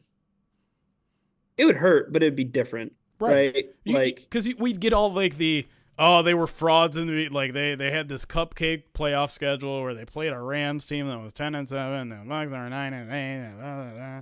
Lions clearly not frauds. Yeah, clearly not frauds. Yeah, that first half of football, I think the loss in the immediate was almost softened by my thoughts of, well, remember the first half? Like, remember how good the first half felt? Like, Jeremy, I don't know in my adult life if I've experienced football nirvana like those first 30 minutes. I mean, that really don't. Like, it was as close to, you couldn't have scripted or predicted a better first half within the realm of reason for the Detroit Lions in the first half. Point blank. Full stop. It was the first confirmation ever to me that this team was capable of winning the Super Bowl. And maybe even likely at that point, right? That was a moment in which, for the first time ever, I felt confident that this team is absolutely capable of winning the Super Bowl right here and right now. They were, if they played on that level, it might not have even been close. Like, they would have wiped the floor with San Francisco the rest of the way if they continued to play that way. And they've already beaten Kansas City, and they were not playing at that level in KC in week 1. No. And I think to take it to take it a step further, the Lions were playing so well that the notion of the Lions don't belong in that upper crust of the NFL elite with the Chiefs and the Bills and the teams that we had determined after the Ravens loss, that, you know what, okay, maybe the Lions just aren't, like, right. we need to hold our horses a little bit. Maybe no. At the end of that first half, that was out the window. The Detroit Lions might have been the best team in the NFL. And I think the reason why this one is so difficult for a franchise full of people who have rooted for a team that has lost more football than God knows what to do with is that first half happened. This isn't a loss like one of the 0-16 season. You know what I mean? This isn't a loss under the Patricia era. This isn't, that is what is so different about this loss, right? Is that there's just a different set of expectations with this team that aren't going away, though. You mentioned it in the break, Jim, like these expectations, they're not going to change. Like this team has greater expectations now heading into next season. And Dan Campbell had talked about that, right? Like he talked about like it's hard to climb the mountain and who knows if they'll ever be this close again. I don't buy him. I understand what he's saying. I understand what he's saying. He's not wrong. But he is when it comes to this Lions team. Well, we've spent so long talking about how they are doing this the right way and how they're building it to be like the Ravens, a team who won a Super Bowl more than 10 years ago. Right. And they were just on the precipice of doing it again. I understand. Success is very hard to replicate in this league from year to year to year. Totally get it. We see it all the time. We don't see a bunch of Dan Campbells around. And I mean, we entered the playoffs, right? With this message in mind. We were like, okay, no matter what happens these playoffs, we're going to feel pretty damn good about the future because we got a good head coach, because we got a great general manager, because this is the fifth youngest team in the NFL, and they just won the NFC Championship, the NFC North by 4 games, right? None of that changes. Yeah, none. But they were so close to the sun, Ryan. They were so close. And the NFL gods can be cruel, and there is no success guaranteed for tomorrow. But we're going to get into all of that and more in the next segment, because guess who has arrived? The Adequate host is here, and we are going to hear from him and talk about the Lions' future and a whole bunch more when we come back here on the PODcast. We'll be right back. Do I need to read about meat? No. No, we already handled that. That was the second segment. I kind of figured. I just wanted to throw that in for myself for when you send me the full recording. I can still just have me showing up asking about meat. I do want to say one thing at the end, because I dealt with it a lot after. Actually, hold on. I'm going to give myself 5 seconds so I can at least find this now that I screwed up Jeremy's beautiful attempt to keep things quiet. So 1 second.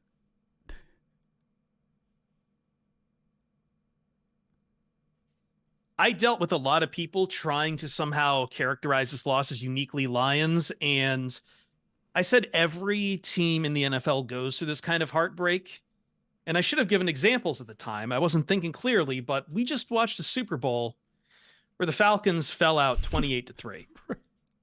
There was I still remember the greatest quarterback performance in my lifetime was Andrew Luck. I don't remember how much the Chiefs were up by over the Colts, but it was 3 scores. Like this stuff, unfortunately, is part of why you play big boy football, and sometimes bad things happen when you get a bad streak of luck. I feel like we can theoretically just go back to last week. Like the Packers were dominating that game against the 49ers, and I know it wasn't a 3-score lead, but like they were in control of that game and then lost control of that game. Like that, I think that's part of the point I was trying to make too, is like this pain is new to us, but it's not new to NFL teams. It's not like we are just now getting like real scars that are going to last a lifetime. But ask the Buffalo Bills if they've ever had. Oh my Wide God, right. dude! That's what I was Oh gonna my say. God. Go back to last weekend. That's an old demon, man. That's an old demon. Ask the Vikings, although screw the Talk about Vikings. a unique way to lose football games. Like kicking it on the wrong side of an upright is your thing.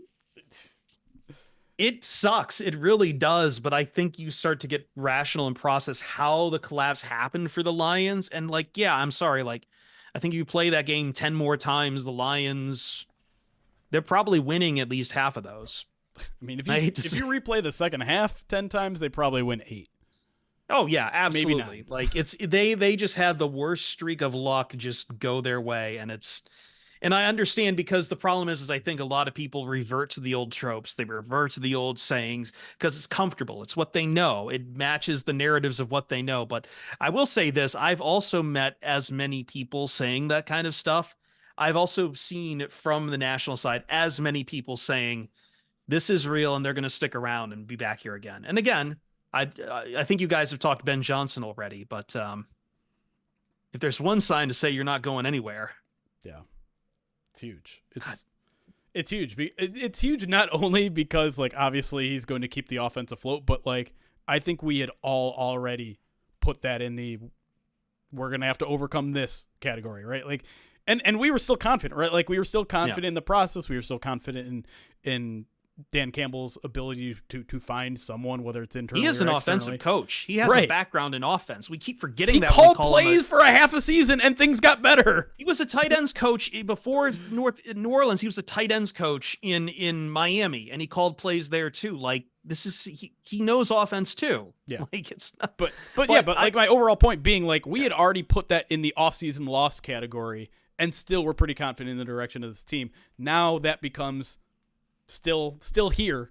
We're still here, and that changes everything. That's I was having a conversation with Doug Gottlieb today. Not trying to name drop it. It's just the show I was working on. But like, we were talking about, because he actually tapped me for like about talking about the Lions on this. So like he's been good to me in that regard. But like, we were talking about how much a good thing has to be good for you in Detroit for you to turn down that kind of life-changing money. Yeah. That you're going from, what is it, like low 6-7 figures to like I think Ben Johnson, I don't know how much Ben Johnson gets paid, but most coordinators in the league get like what, high 6 figures, low 7. Yeah, he's probably in the middle east, but it's hard to know. Yeah, but still, like, we're talking like north of 15 million being a head coach. Like, that is not small potatoes. That's not something you just easily sacrifice for any way. And I think part of it is like, again, I think if the Chargers job had been open right now, he'd probably be the Chargers coach. He can be selective. He's gambling on himself that he can be selective about where he wants to go. But also, he doesn't want to rock a very good thing he's got going on in Detroit. And he's got everything he needs to run his offense here. Like, that's never been the problem for the Lions. It's been about, although granted, I'm worrying long-term about the offensive line, but that's why you have a front office to repopulate that. Yep. But like, hey, what do you like? The main questions are defense, and you've got everything you need here in Detroit to try to win games. It's such a priority change. And as I said on Twitter, like, how many times do you see that? You want to talk about growing up being a big boy. How many times can we talk about the culture in Detroit being a reason you stay and turn down unspeakable amounts of money? And again, it might just be for Ben Johnson. Just he wants to have a better pick of a job, and he knows he doesn't need to go to Washington and be someone else's puppet for a quarterback he might not even get. Yeah. It's tough to turn those down. Those don't come around a lot, but I think he realizes he can keep his name hot for some time to come and punch higher. Yeah. I mean, yeah, I think you put it perfectly. Like, he can be selective, one, because he believes in himself, and there's no reason for him not to believe himself. And I see all these people, and listen, I said the exact same thing last year, which is like, this is a risk. You never know if you're going to be the hot coordinator next year. But now you got 2 seasons under your belt. You've got 2 seasons under your belt. You've lifted up a quarterback that everyone thought was dead. His career was dead. You've helped turn a franchise that people thought has been dead. And I think the main point is, and we talked about it a little bit in the first segment, is just like, it is so refreshing to be in a situation where your coaches want to be back. Whereas, 10 years ago, it was nobody wanted your coaches to begin with. And now we're like, it's the same situation where our coordinators aren't going anywhere, but the reasons are very, very different. Also, you consider potential head coaching openings that might happen next year. The Bears, the Eagles, the Cowboys, maybe. Like, don't go to the Cowboys, Ben. Don't do it. I'm just saying, but like, as far as people who would just go into their bag and pay you a crap load more money, there's better teams waiting for you. Anyway, well, how are you guys? There might be one waiting after the Super Bowl. We didn't talk about that on air. What? You think Andy Reid's going to retire? Andy Reid is going to retire. He is? Did he announce that? Heard it here first. Are you breaking news? We need a breaking news rumblings. Stinger or alert for the POD cast. I mean, for the Twitch stream. We really need, like, you play something off a board there, Jeremy. It's just a big smashing alert. I think that was more of a tinfoil moment. That was absolutely. There we go. Wizards on top of it. What is more likely?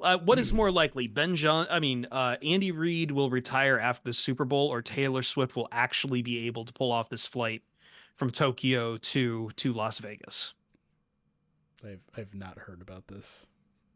I did see that there are gambling odds of whether or not Travis Kelce will propose to Taylor Swift if they win the Super Bowl. Which I would bet the house on no. Yeah. The line for no was like minus 290. What? That's cheap. That's cheap. Are you kidding me? That 1 in 3 odds?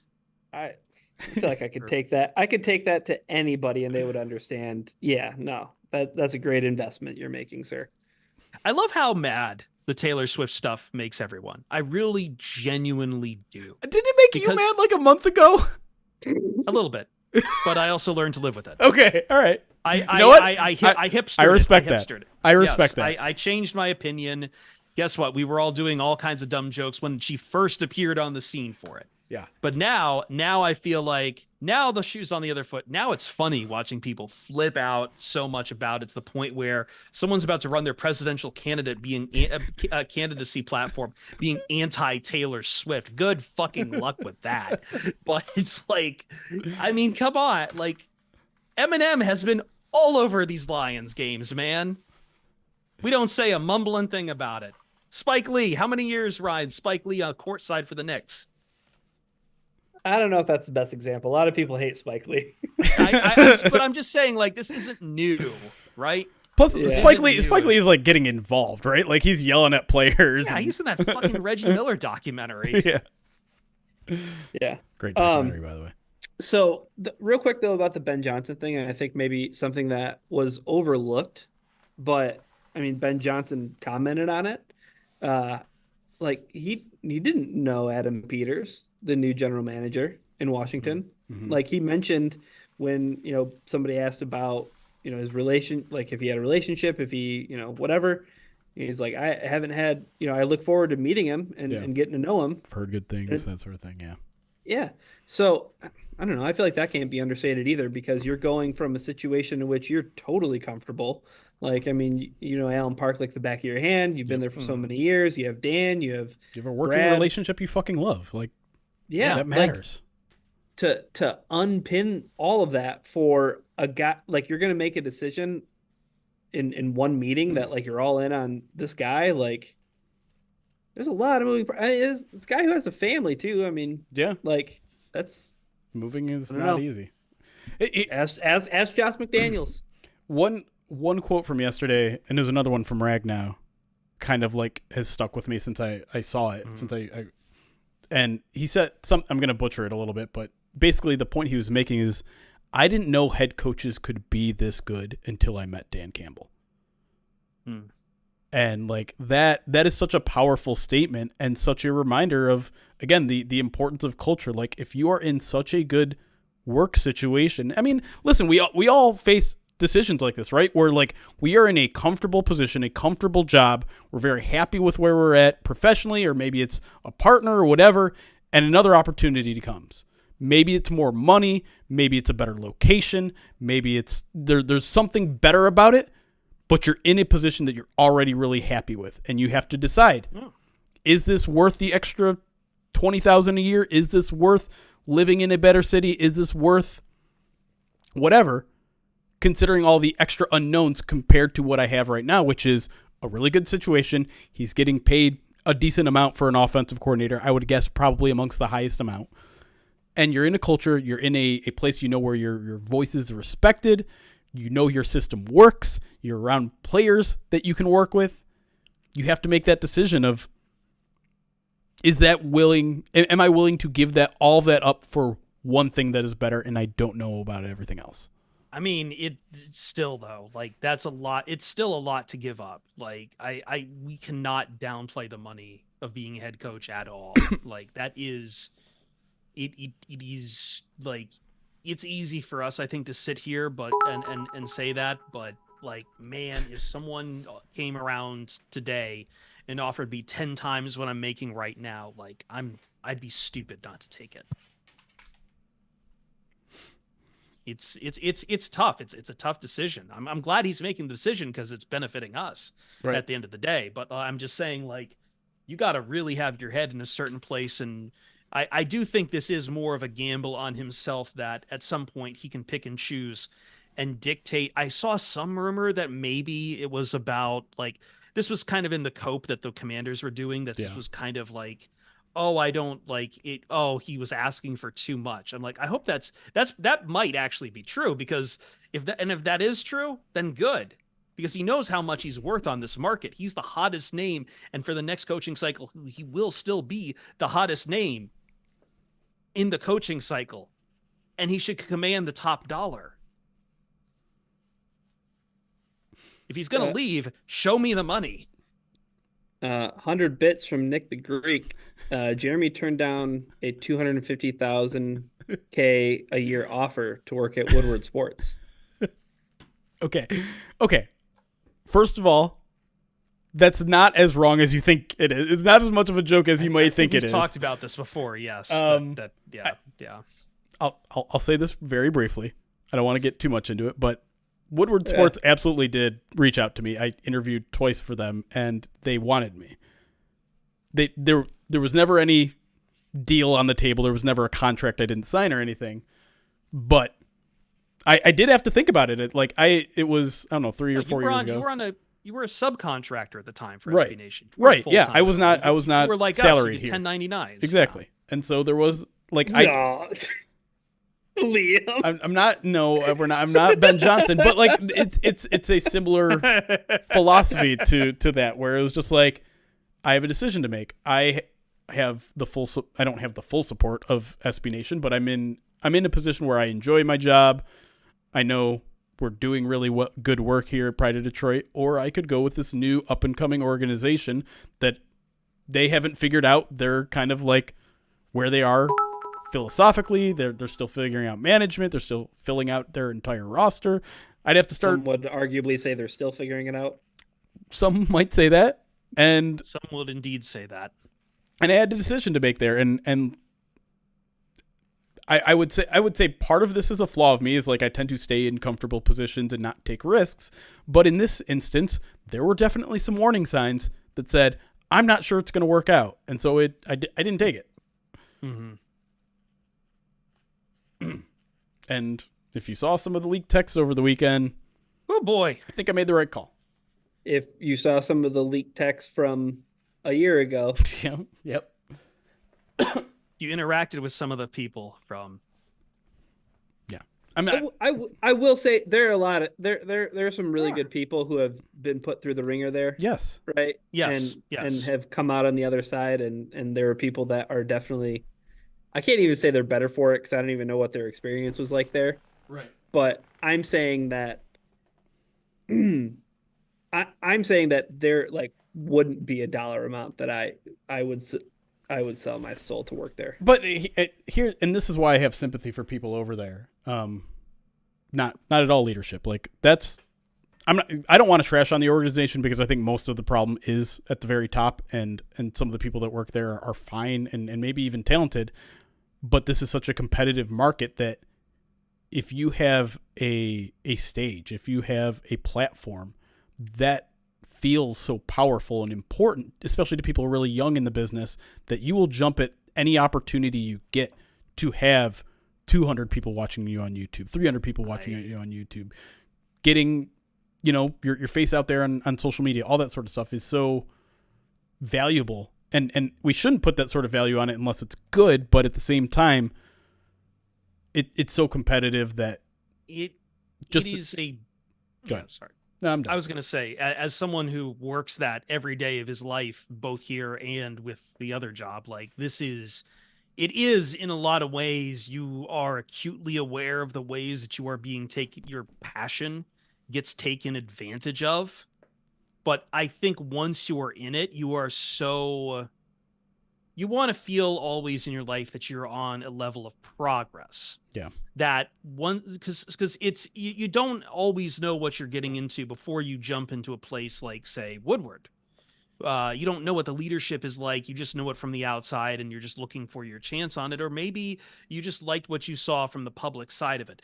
All I will say, the first thing I'll say is that the age when I got to just boot up, start a podcast, those days are just so much harder versus even when we started. And this wasn't the first podcast I started. I started another college football podcast, and I asked, and I remember, we kind of had this Tunguska event where I was able to just ask you if I could start a podcast using this name. But like, it is so much harder to get a podcast started these days. There is so many abandoned SM7B Shure microphones of people who thought they could do podcasts and just could not make it work for them. And it's tough because there's a lot of democracy in a podcast and how accessible and how easy it is to put one out. However, once you are, though,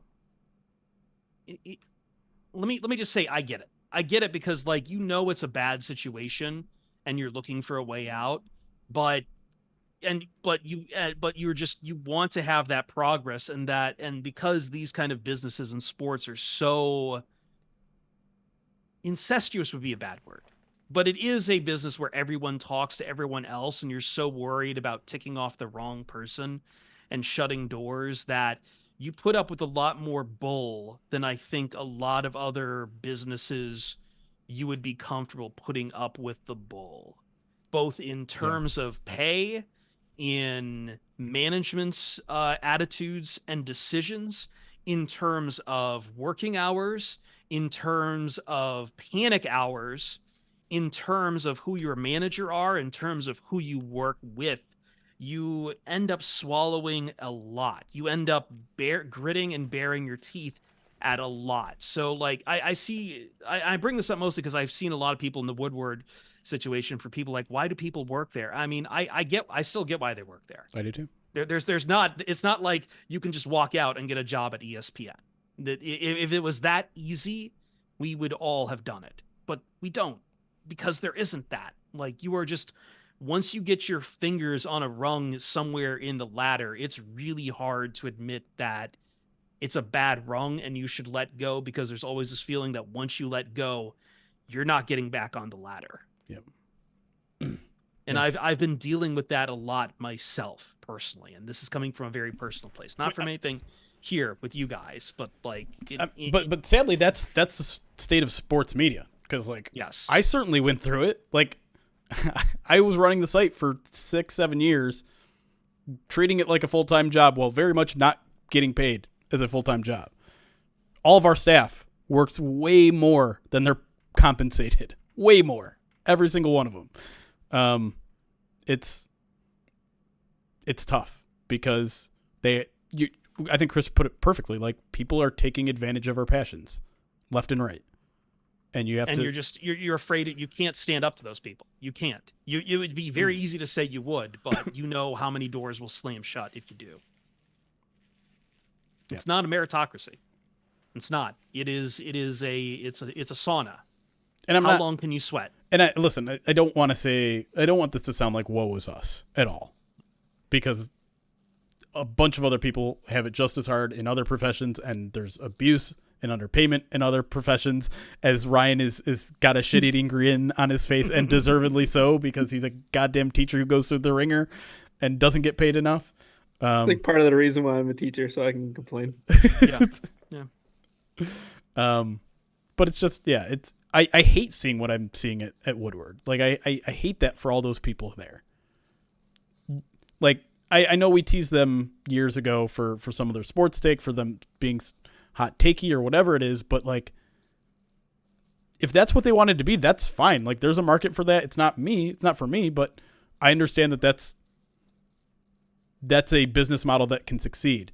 But to have the person at the top be an abusive person like that, that's just sucks. It sucks. There's a lot of people who are abusive or incompetent or just disconnected, and as we've seen with a lot of these cuts across the media too, the people at the top, they're not worried about putting out a good product. They're not. They're worried about other things, but it's not about whether or not you've created, like, we care. Like, I think, who is it? Matt Brown, the guy who writes the Extra Points newsletter. Mm-hmm. First off, really good. There's like 2 or 3 Matt Browns in sports, but that Matt Brown is I think he used to be SB Nation. I could be completely wrong. But he put out I think it was him or it was someone else. Yes, it was. He put out a newsletter called You've Got to Care. And it brought up a great point. Like, people at Sports Illustrated, an Arena Group, like the people at Sports Illustrated, the writers, they cared, but like the people who ran it, Arena Group, they didn't care. They might have cared about other things, stock prices or business stuff, but they weren't. The real writers did. Yes. The AI ones, not so much. It's just tough. We're going to see a lot of stuff transform before your eyes, and once again, like a lot of people who work in sports media, there's people who are in the business side of sports media trying to take advantage of you, the reader, the listener, your passion. And it sucks. It genuinely sucks. And I hate people say, well, that's just the way it is. No, it doesn't. It doesn't need to be the way it is. It doesn't need to be this way at all. Yep. Anyway. Capitalism is bad for sure. So let's talk Lions. Third segment. You want to do this? Or you want to go through some alerts? I got to go through some alerts, and I'm also passing along some donations. I'm going to go turn on some lights since I literally just walked in too. So hold on. Who donated what? What? Marty Too Hottie donated $50 and said lunch for the staff for all they do. So I've just sent $16 to both Chris and Ryan to go get lunch tomorrow. Thank you, Marty. Appreciate that. Marty, come on, man. All right, let me get back to the last unclaimed alert here.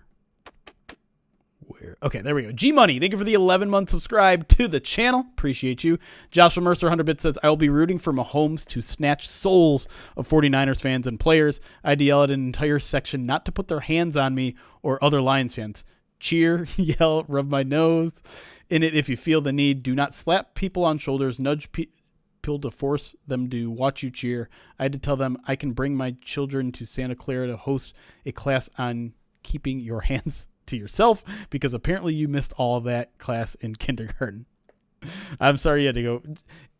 I will say my worst experience at a road game also happened to be at a 49ers game, and I spent an entire Lions-Raiders game in the black hole. So take with what that, however you for what it's worth, yeah. Yeah. That's unfortunate. And Joshua, I really tried to see Joshua before and after the game, and the parking situation was, I don't need to get into the mess, but the parking situation was a mess at Santa Clara. And then obviously, like, I was working until like 2 a.m. I saw Dan Pask mention the Levi Stadium parking lot. It's a nightmare. It's not good. Nightmare. Not good. Quirky Zerky, 8-bit says the issue with the third quarter boils down to two factors: effective adjustments by the opposing team, but most importantly, the team plays ball control with slow tempo. They need to play tempo all game long. That's fair. I don't feel like they got out coached or outplayed on a down basis in the second half. I just think big plays happened in their favor, and big plays happened mostly not in their favor. Just individual little plays here and there, and it felt like an execution deal to me more so than anything. Nick the Greek 100-bit says, yesterday I was so upset that I briefly convinced myself that I enjoyed rooting for the Lions more when I was deluding myself into thinking that Bob Quinn and Matt Patricia were going to shock the world after they drafted Jelani Tavai and extended Snacks Harrison. That's a dark place. I hope Ben Johnson's return pulled you out of that, Nick the Greek. Careful how you talk about Jelani Tavai these days. Yeah, maybe that wasn't a Bob Quinn issue. Maybe that was a Matt Patricia issue. Always Lions. Thank you for gifting a sub to Gus Bus. Appreciate you gifting subs. Nick the Greek another 100-bit says Ben Johnson does not have the media skills of Dan Campbell and did not want to be villainized by presiding over teardown tank rebuild. Totally understandable. Very few coaches can pull it off. It's not. I mean, you're not wrong. I don't know if that's exactly what convinced Ben Johnson not to do it, but yeah, that it is an entirely new part of his job, right? Is leading a team, is rebuilding. That's tough. Because it's one thing to have X's and O's. It's another thing to lead and design and delegate and all that sort of stuff. I'm not saying he doesn't have those skills, but it's just a different skill set than being an offensive coordinator. That's why all the time people say there are good coordinators that don't make good coaches and good coaches that don't make good coordinators. Different set of skills. Mm-hmm. 100 bits from Nick the Greek says they wanted Jeremy to do a bunch of promos holding a tiki torch on the streets of Charlottesville. We're in prime Nick okay. Already. Couple more here. Frankles. Thank you for the follow on Twitch. Nick the Greek 1-bit says, never mind. Joshua Mercer 50 bits says, you're good, man. I had a super long drive home anyways. I actually had a great time parking. 5-minute walk, free parking, but I got there 10:45-ish. Also went to the Black Hole twice and had a much better experience. Yeah, there you go. Raiders fans get unfairly criticized. It's 49ers fans who are weird and crappy. Let's just bury 49ers and Vikings fans this entire show.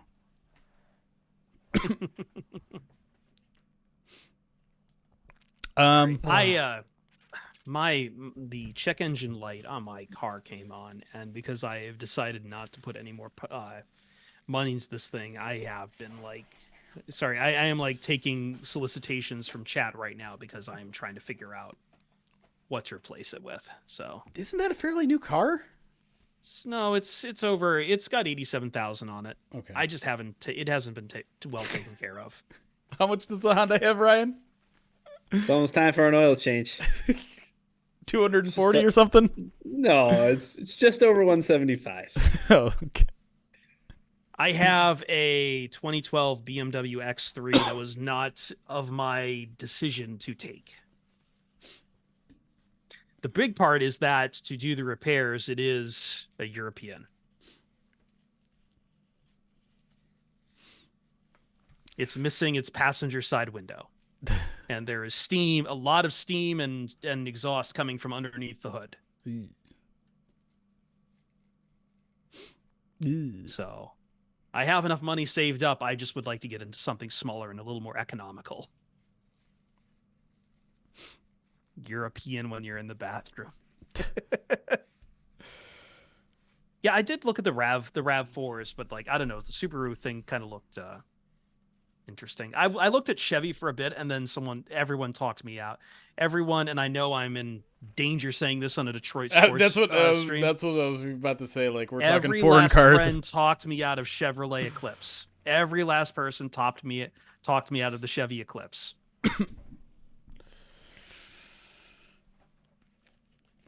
I can't talk. I can't offer any. I know we are infamous for car talk, although I am seeing now in Twitch chat some good stuff. So thank you guys. I appreciate it. I found out today or yesterday that even though I have something called a digital key for my car, that only opens the doors, starts the engine. It does not allow you to drive with a digital key, which is a very unfortunate situation for me last night because I lost my key in San Francisco and then had to get my car towed out of a airport parking lot last night when I had already been in an airport for like 13 hours. Oof. Man. Yeah, the hits kept on coming, huh? It has not been a good 48 hours. You were in a fucking John Hughes movie, being stranded in the fictional city of Chicago. At one point, I thought about screenshotting all the alerts I was getting from the American Airlines app and just showing them in a matter of. It was like literally, I don't know, 13 alerts in 2 hours. But I'm just like, you know what? I saw the. I'm not usually tag an airlines kind of guy, but like yeah I knew you were in something there. Not to move it along, I do have somewhere I do need to go here a little after before 8:30. So okay, yeah, we can get into it. Segment 3. Yeah, do you want to take the lead? I mean, you've been leading so far, so I don't think I want to change things up. Okay. And I do like to get comfortable sometimes being the person who takes the questions too. So okay, I can do that. Thank you. Let's get into it. Date night, I wish. D&D night. Look how prepared I was, chat. The 3-person title is already what I wanted it to be. Didn't even change it because I was so prepared. It's Dungeons and Dragons night, and I play with our good friend Kyle from Baltimore Beatdown, and he is still... I think he's taken the Raven loss harder than I've taken the Lions loss. So did I talk to you about that, Ryan, or was I talking about this, Harry? Like, I almost think the Ravens have it worse because of where expectations were, right? Like that Ravens team was it the best team in football for the regular season. Yeah. And once again, you have a season low scoring in the postseason against a good team. Yeah. Like it didn't obviously end it in the heartbreak in the individual game like the Lions did, but in terms of like they have to feel worse about where they're at right now than Lions fans do. They dominated the Texans. Mm-hmm. Like it looked like they had turned the corner, right? And then they ran into the alien. Yeah. I think what we've realized this year, Ryan, all the stuff we've done trying to figure out the other quarterbacks in the AFC, none of them are close to Patrick Mahomes. None of them no, we're debating who's number 2, and it's distant. I think my lucky stars, especially for where the Lions are now, that they're not in the AFC. Man, that gauntlet of quarterbacks is ridiculous. Patrick Mahomes just went through Lamar Jackson and Josh Allen both on the road. Yeah, and then but also the week before that, I know their defense wasn't what it was, but their offense couldn't do anything. So like that's the scariest thing is I feel like the Chiefs could they can keep this thing afloat as long as they take care of their defense, because it seems like as long as you have Mahomes on offense, I don't know, Rashee Rice. That was the best Isaiah game Pacheco. I've seen. Yeah. That to your point on the defense, that was probably the best game I've seen coached by Steve Spagnuolo. Like his defense was in their bag against the Ravens. I mean, he gave up what I saw like in the fourth quarter during the playoffs. He's given up, I think, 0-0 and 3. That is scary. That's really scary. Ugh. This is not the same. I was going to say if this is not, I regret that we're not going to get Lions Chiefs because these are not the same two teams on either side when they met to start the season. Like a lot of people be looking back to that first game, but like how much did both the Chiefs and the Lions change over the course of the season? Like Jahmyr Gibbs was not running the ball. There was no JMO playing on the field that day. Asterisk. And for the asterisk for both teams, man. Like what can you say? Like both of these teams transformed, and it's been remarkable to watch it from the other side. Travis Kelce went 11 for 11 in that game.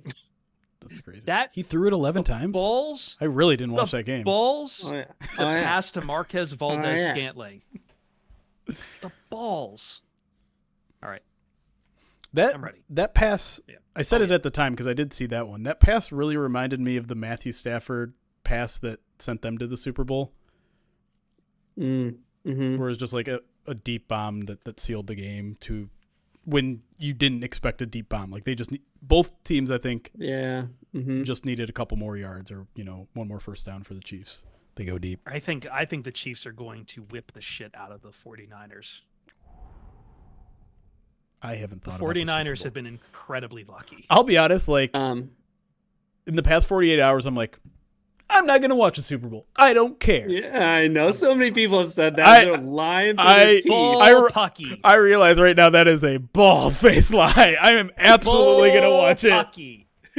You get an extra week to calm down and put it out of your memory and then root for the greatest quarterback to have lived. That runs so contrary to Jeremy's entire brand of you appreciate football, real football, for as long as you have it, because it's gone for so much of the year. You don't need to pick a side to root for, but if you want to just be Rob Lowe, then by all means just do Rob Lowe with the NFL hat. But you will be watching it. Me and my buddies were talking about this. I'm definitely going into this game not knowing who I'm going to root for.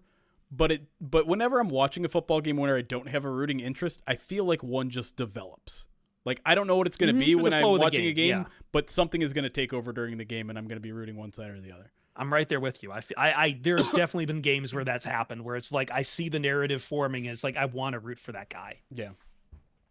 Oh man, but I feel like if I wasn't a Lions fan, that narrative would be so easily the quarterback drafted last versus the quarterback that everybody thinks might be the greatest of all time.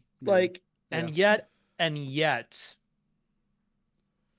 Kyle Shanahan just annoys the hell out of me. This 49ers team annoys the hell out of me. And I don't know what it is. They don't have Taylor Swift. That's what it is, Chris. You're a big Swiftie now. Listen, if I'm going to choose a winning side, it's going to be the Swiftie army. No weapon formed against shall prosper. All right. Let's get to it. Here we go.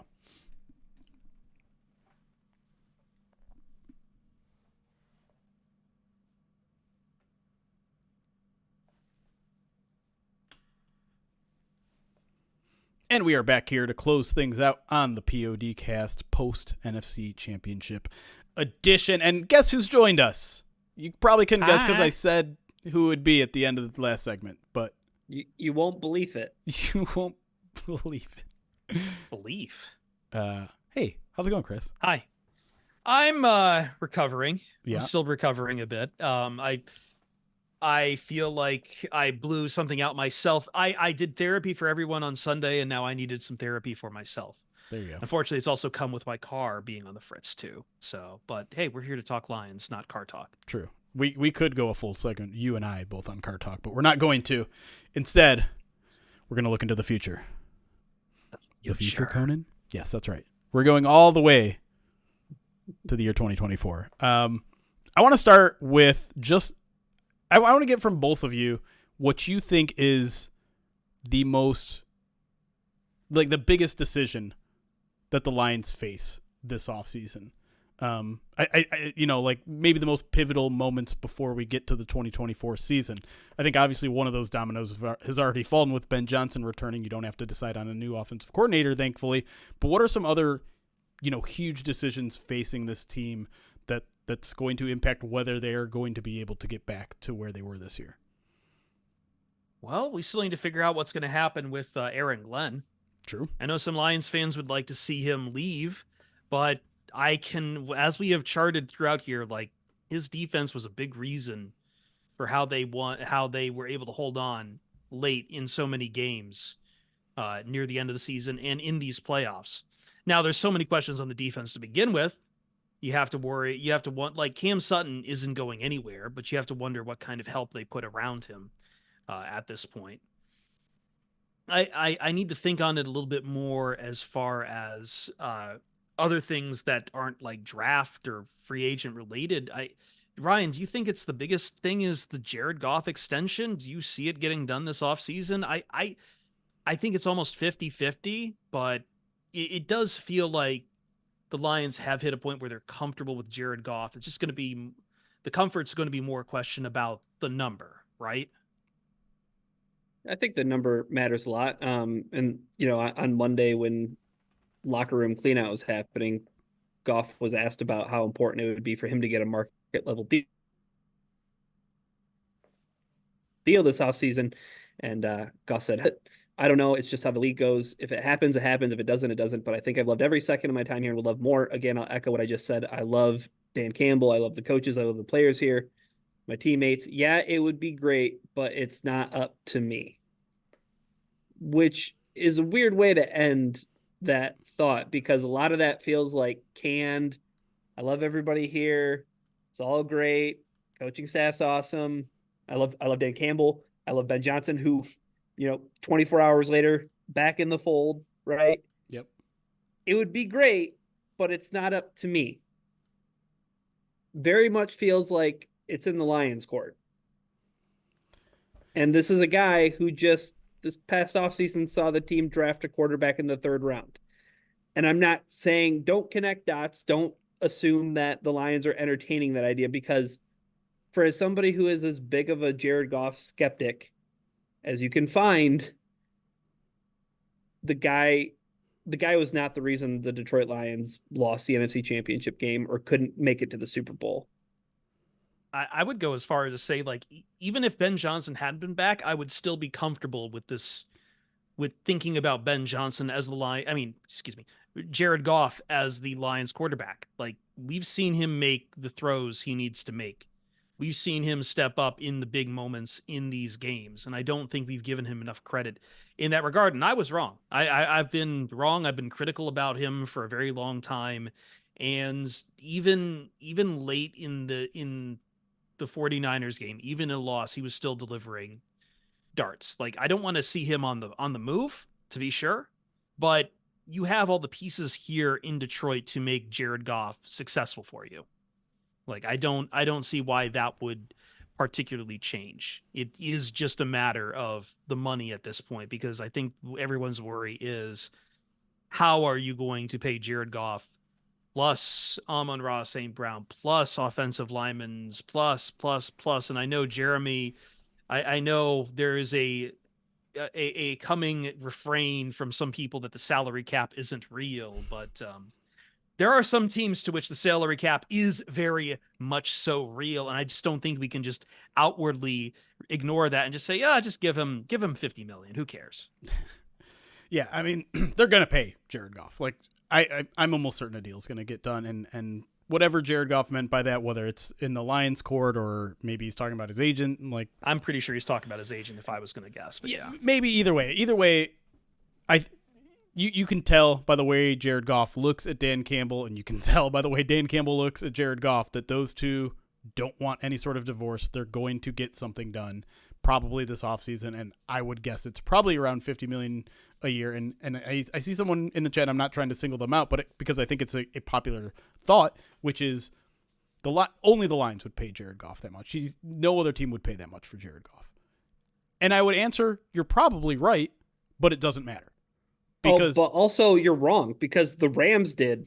Well, they didn't pay him $50 million, but I can easily see a team. They paid him a lot. They ponied up. Right. They gave him a big extension. Now, did they come to an impasse and think that they couldn't get over the hump because Jared Goff inhibited them? Right. Maybe for that team, he did. Yeah. This is an awakening for me. I'm telling you, I'm not at a point where I totally want to just throw my hands up on the Jared Goff Express. But Jared Goff did not feel like he inhibited this football team from getting over the hump. Right. No. Whereas in that Super Bowl, you could make an argument that it looked like he did, right? He didn't have the running game. He needed other things, right? Yes. And Goff, I'm not going to sit here and tell you Goff was perfect in the NFC Championship game. He missed a couple throws. His throw to Josh Reynolds could have been better. But yeah, there's been enough good Jared Goff. And my overall point was here, like, yeah, he might not be as valuable to other teams, but he is that valuable to what they do here. He runs exactly what they want here. He's part of the offensive game plan that has made this so successful in Detroit. That's the part that I think gets lost on people. Is like, you have to remember, this has been a collaborative experience building this offense. It's not just Ben Johnson. It's not just Dan Campbell. It's not just the offensive line. Jared Goff is in there giving his input, and that's what Ben Johnson appreciates. That's what Jared Goff appreciates, that his voice is being heard in this offense. And so he deserves credit for the entire thing, not just how he's throwing the football. So yeah, I think a deal is going to come, and I honestly don't think there's going to be a lot of drama with it. I think both sides are going to be happy with what they end up getting. That I can tell you right now, the national narrative is going to make fun of the Lions for it, no matter what happens. But eat it, because that's what the Lions are going to do, and that's been the successful formula so far. It's hard for Jared Goff to shed the label he's been given. Like, that Sean Payton divorce was so nasty that I just don't think anything will claw back his image from that. But that's fine. All he's got to do is just go out there and keep throwing the football very well. And unfortunately, we're also coming off a year where there's been quite a few high-profile, high-money quarterback contracts. So I think what will probably happen, Ryan, it's not going to be like, oh, they signed Jared Goff, he's a bum. It's going to be, here's another team that's really risking their future, giving $50 million to a tier 2 quarterback. Can they make sure it doesn't collapse? But again, I think the Lions they have good cap space right now. They're not in a terrible place. They're not in a place like the Saints were. They can handle a contract like that. And I still think, they'll be able to handle the money that comes down with the offensive line. I think Jeremy, we haven't gotten to Jonah Jackson yet, and I think he's the next big free agent discussion. And where they go with that, but part of you being a general manager in Brad Holmes is you need to be replacing guys constantly because it's the NFL. Yeah, and I think that leads me to where I want to take the conversation next, which is talking about that Dan Campbell quote that we brought up in the last segment, which is this could be the last time the Lions get here, right? Like that's what makes it so devastating, is no matter how good the future looks, no matter how much you believe in Dan Campbell and Brad Holmes and Sheila, there's no guarantee they get to where they are. So I want to kind of talk about first of all, whether you think that's true. Like, are the Lions doomed to not get there, or at least, is it really going to be twice as hard next year as he literally put? If so, what are some of the barriers there that you think is going to make this a little bit more difficult for the Lions next year? And how confident are you that they're going to put themselves in a position to be a half away from a Super Bowl, or maybe in the Super Bowl? Can I start? I can start if you want. Yeah. No. I was going to let Ryan take it, but go ahead. Well, part of it is everything you were just saying, right? The Brad Holmes' job now becomes completely different than it was in the past, right? He's going to have to manage some big contracts that he is going to provide, that is going to change how he does how he balances the budget, right? You're going to have to deal with Penei Sewell being the most expensive offensive lineman in football. You're going to have to deal with Amon-Ra being at least a top 10 in terms of paying. You're going to have to deal with probably paying out for some other offensive lineman, whether it's Jonah Jackson or someone else. And you aren't going to have the draft capital that you had the first 3 years. We know he can draft well on day 2 and day 3, but you look at some of the most impactful players on their team, Aiden Hutchinson, Penei Sewell. You aren't going to be able to get those caliber players in the draft. You just aren't. Not on a consistent basis anymore. And so that is going to change and hike up the degree of difficulty for everyone in the front office. And listen, they won't feel those effects until 2-3 years down the road, right?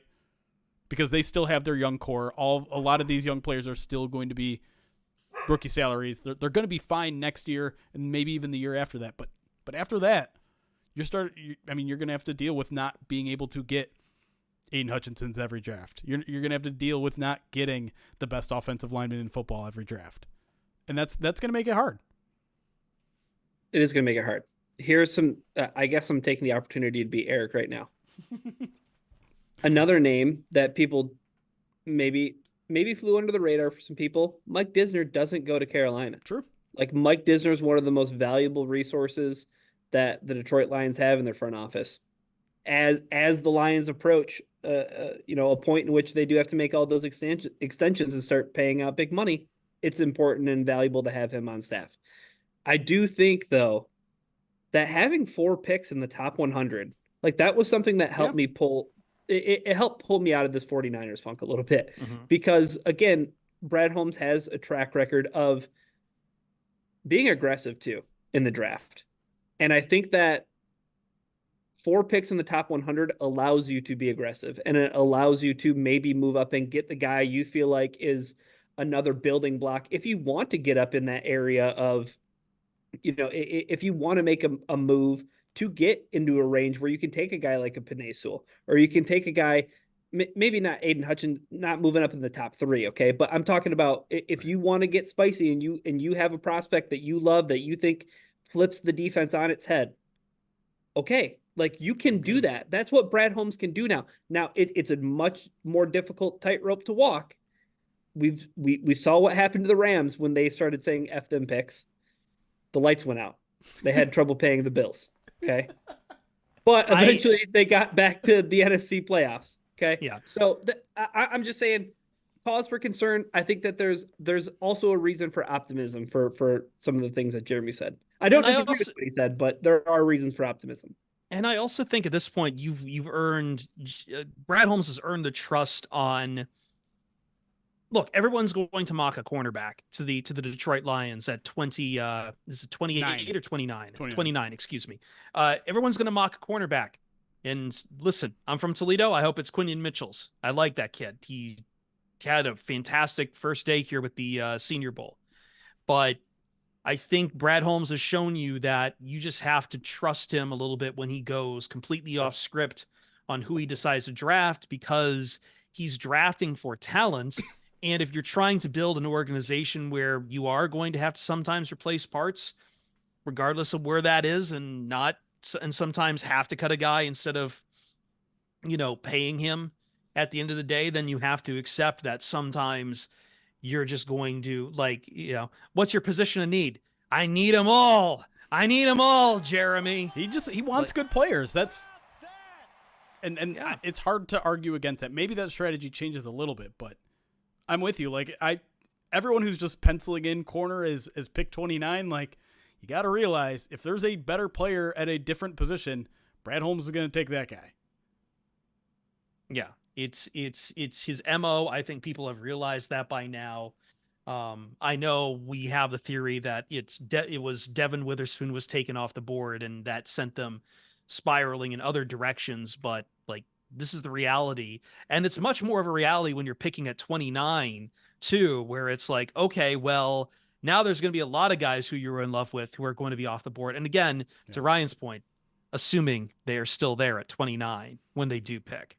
Yeah. Well, I have 2 things. One, I want to say that I love the fact that Brad Holmes has proven that he is flexible as a general manager in terms of his approach to the draft. I have an anecdotal story that I'll share after the podcast on stream. So make sure you're watching us on Twitch or also on YouTube. That's a plug. Okay. But the other thing that I want to mention is that with the Lions and where they're at heading into this offseason, we talked a lot about whether or not the Lions were in a position where, late into training, or not late into training camp, but late into the summer into training camp, there were people who were wondering, would the Lions trade a draft pick to get a veteran? Right? Would they make a move to get like somebody like an Aaron Donald if the Rams season went sideways? Or, hey, remember when the Rams went and got Jalen Ramsey when they really needed help at corner? Do you feel like the Lions are in a position, having those 4 picks in the top 100, they nearly climbed the damn mountain? Is this a position where you feel like Brad Holmes can do that? It's a great question. It because his job is fundamentally changing, I will say his strategy has to change a little bit. And I think they can get a little bit more aggressive. And because he came from the Rams, maybe he's got a little bit of Les Snead in him. It's certainly possible, but it's one of those things we're going to kind of have to just wait and see whether that's in Brad Holmes. And we're going to hear from Brad Holmes later in this week, and maybe we'll get an answer to, or at least a hinting as to where he goes, because he is a guy that tends to say what he means, just like Dan Campbell. So it's a really interesting question.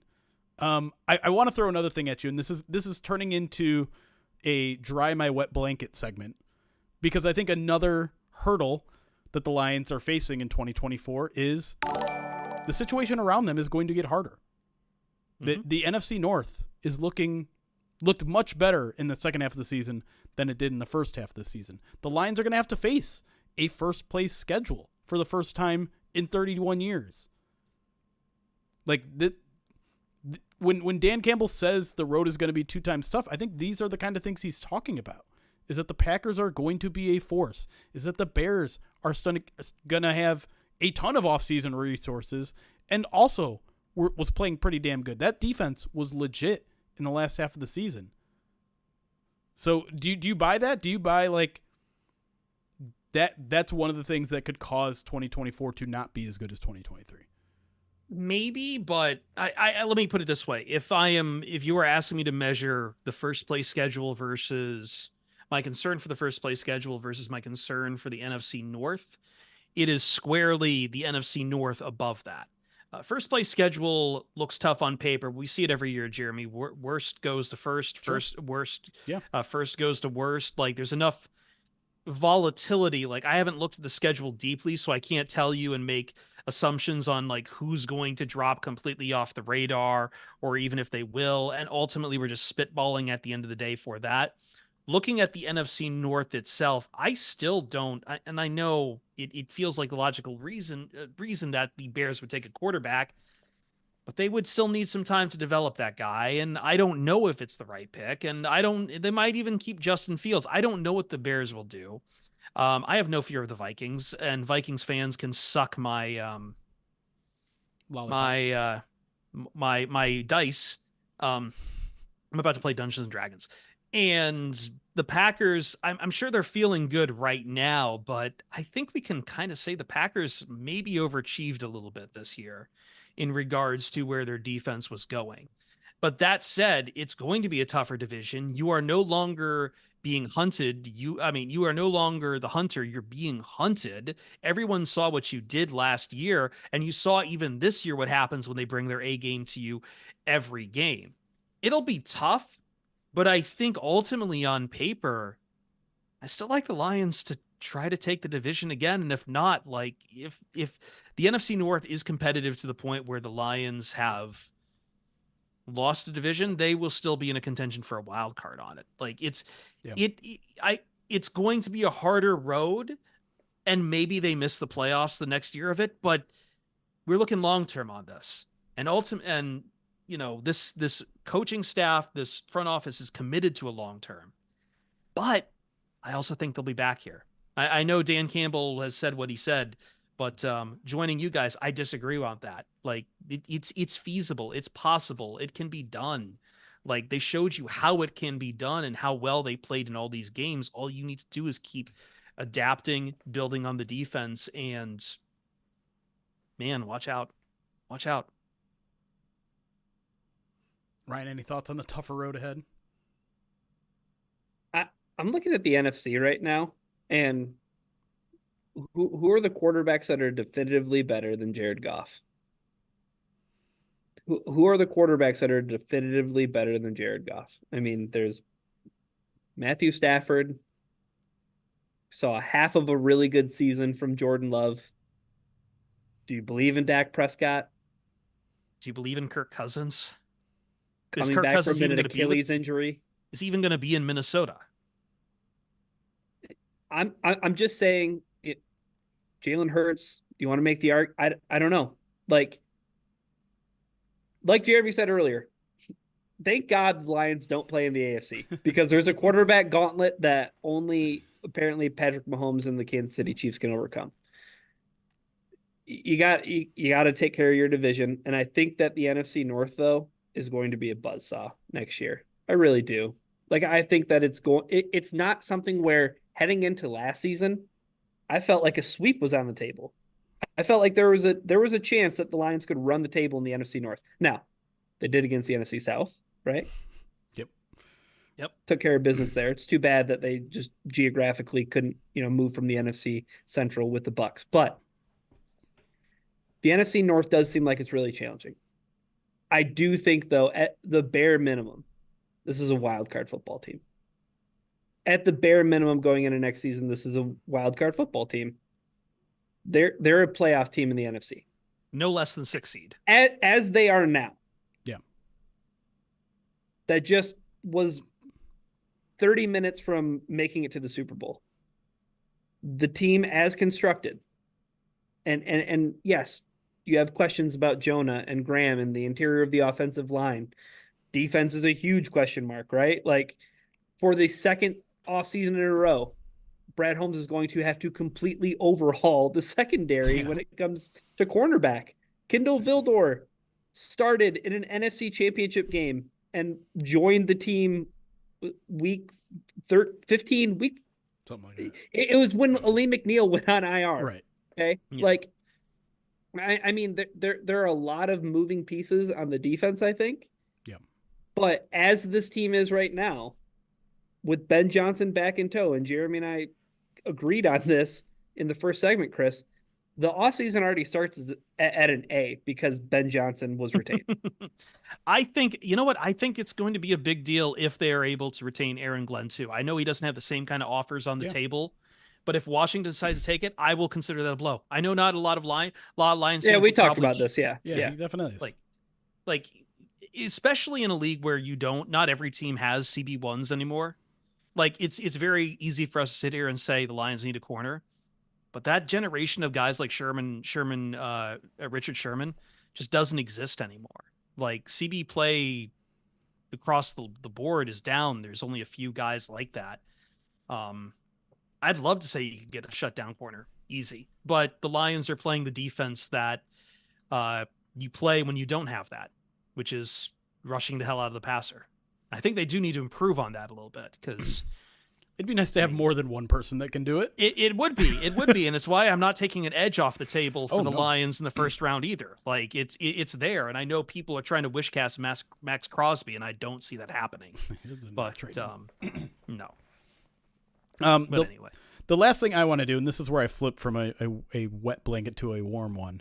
The one thing that Dan Campbell said about the difficulty in getting back is that it is going to require a mentality, a hungry mentality. We can't lose the hunger of this team. And I get maybe a general concern of like, this was all happening in one sweeping moment. Like, everyone was believing and, it was the first time and this team was young and almost like naively confident. And maybe it's hard to recapture that in that lightning in a bottle, but that is the absolute least of my worries, is that this team is going to come into 2024 not hungry under Dan Campbell.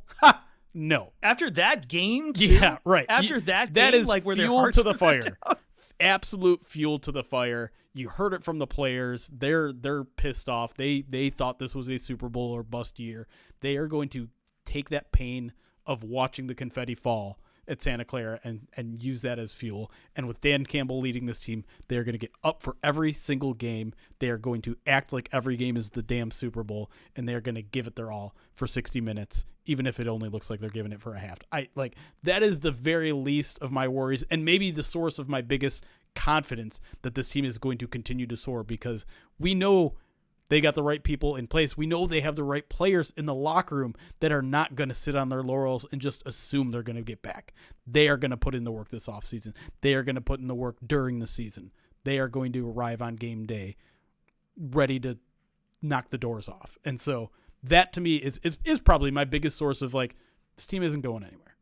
They've got all the right motivated players and motivating coaches to a point where they're going to give every team hell every single week. The Lions have Dan Campbell. That's what it comes down to. It really does. And maybe that's the positive note that we'll end this thing on. Chris, you want to take us out? Or Ryan, do you have something to say? No. No, man. Nope. The season was awesome, though. And I think that was the thing. The one thing I do, I guess I want to say is, like, again, I don't disagree with what Dan Campbell's saying about how tough it is to climb the mountain and how you can't ever expect to go back there. But I still feel like now, even 48 hours removed from the game, like thinking in the future isn't living in the present. And like in the present, for those 24 hours, it was one of the weirdest experiences of my life because I didn't know like how bummed out I was, but like I think other people could tell how bummed out I was. But like in the immediate aftermath of the loss, it was weird and it was uncomfortable and it sucked. But I'm trying to I know it's not the present, but like I'm still trying to think of the 2023 season as like what an incredible ride this was, and this was so awesome. Like I don't want to get too worried about having to climb the mountain because there's still a whole offseason to go, and there's mock drafts, and there's all that stuff that Jeremy just loves and revels in like a pig in shit. Right now, though, I still want to just love this season, Chris. I do too. And that's kind of like I took the furnace immediately going on in the post game, and it kind of sent me places. And even the day after, like I've seen people with insane takes about the fourth down decisions and everything else. And like, as I said in the post game, and I'm not, you can go back and listen to it if you want, dear listener at home, but like, I don't want to diminish the work of these guys because it was hell. It was hard. The Lions got lucky in a few spots. Every team needs a luck and health on their sides to get this far. And with luck and health, they'll be able to do it again. So go Lions. Jeremy at Detroit Online. Ryan Matthews at Ryan_POD. Myself at Chris Perfett on Twitter. We'll see you Starside.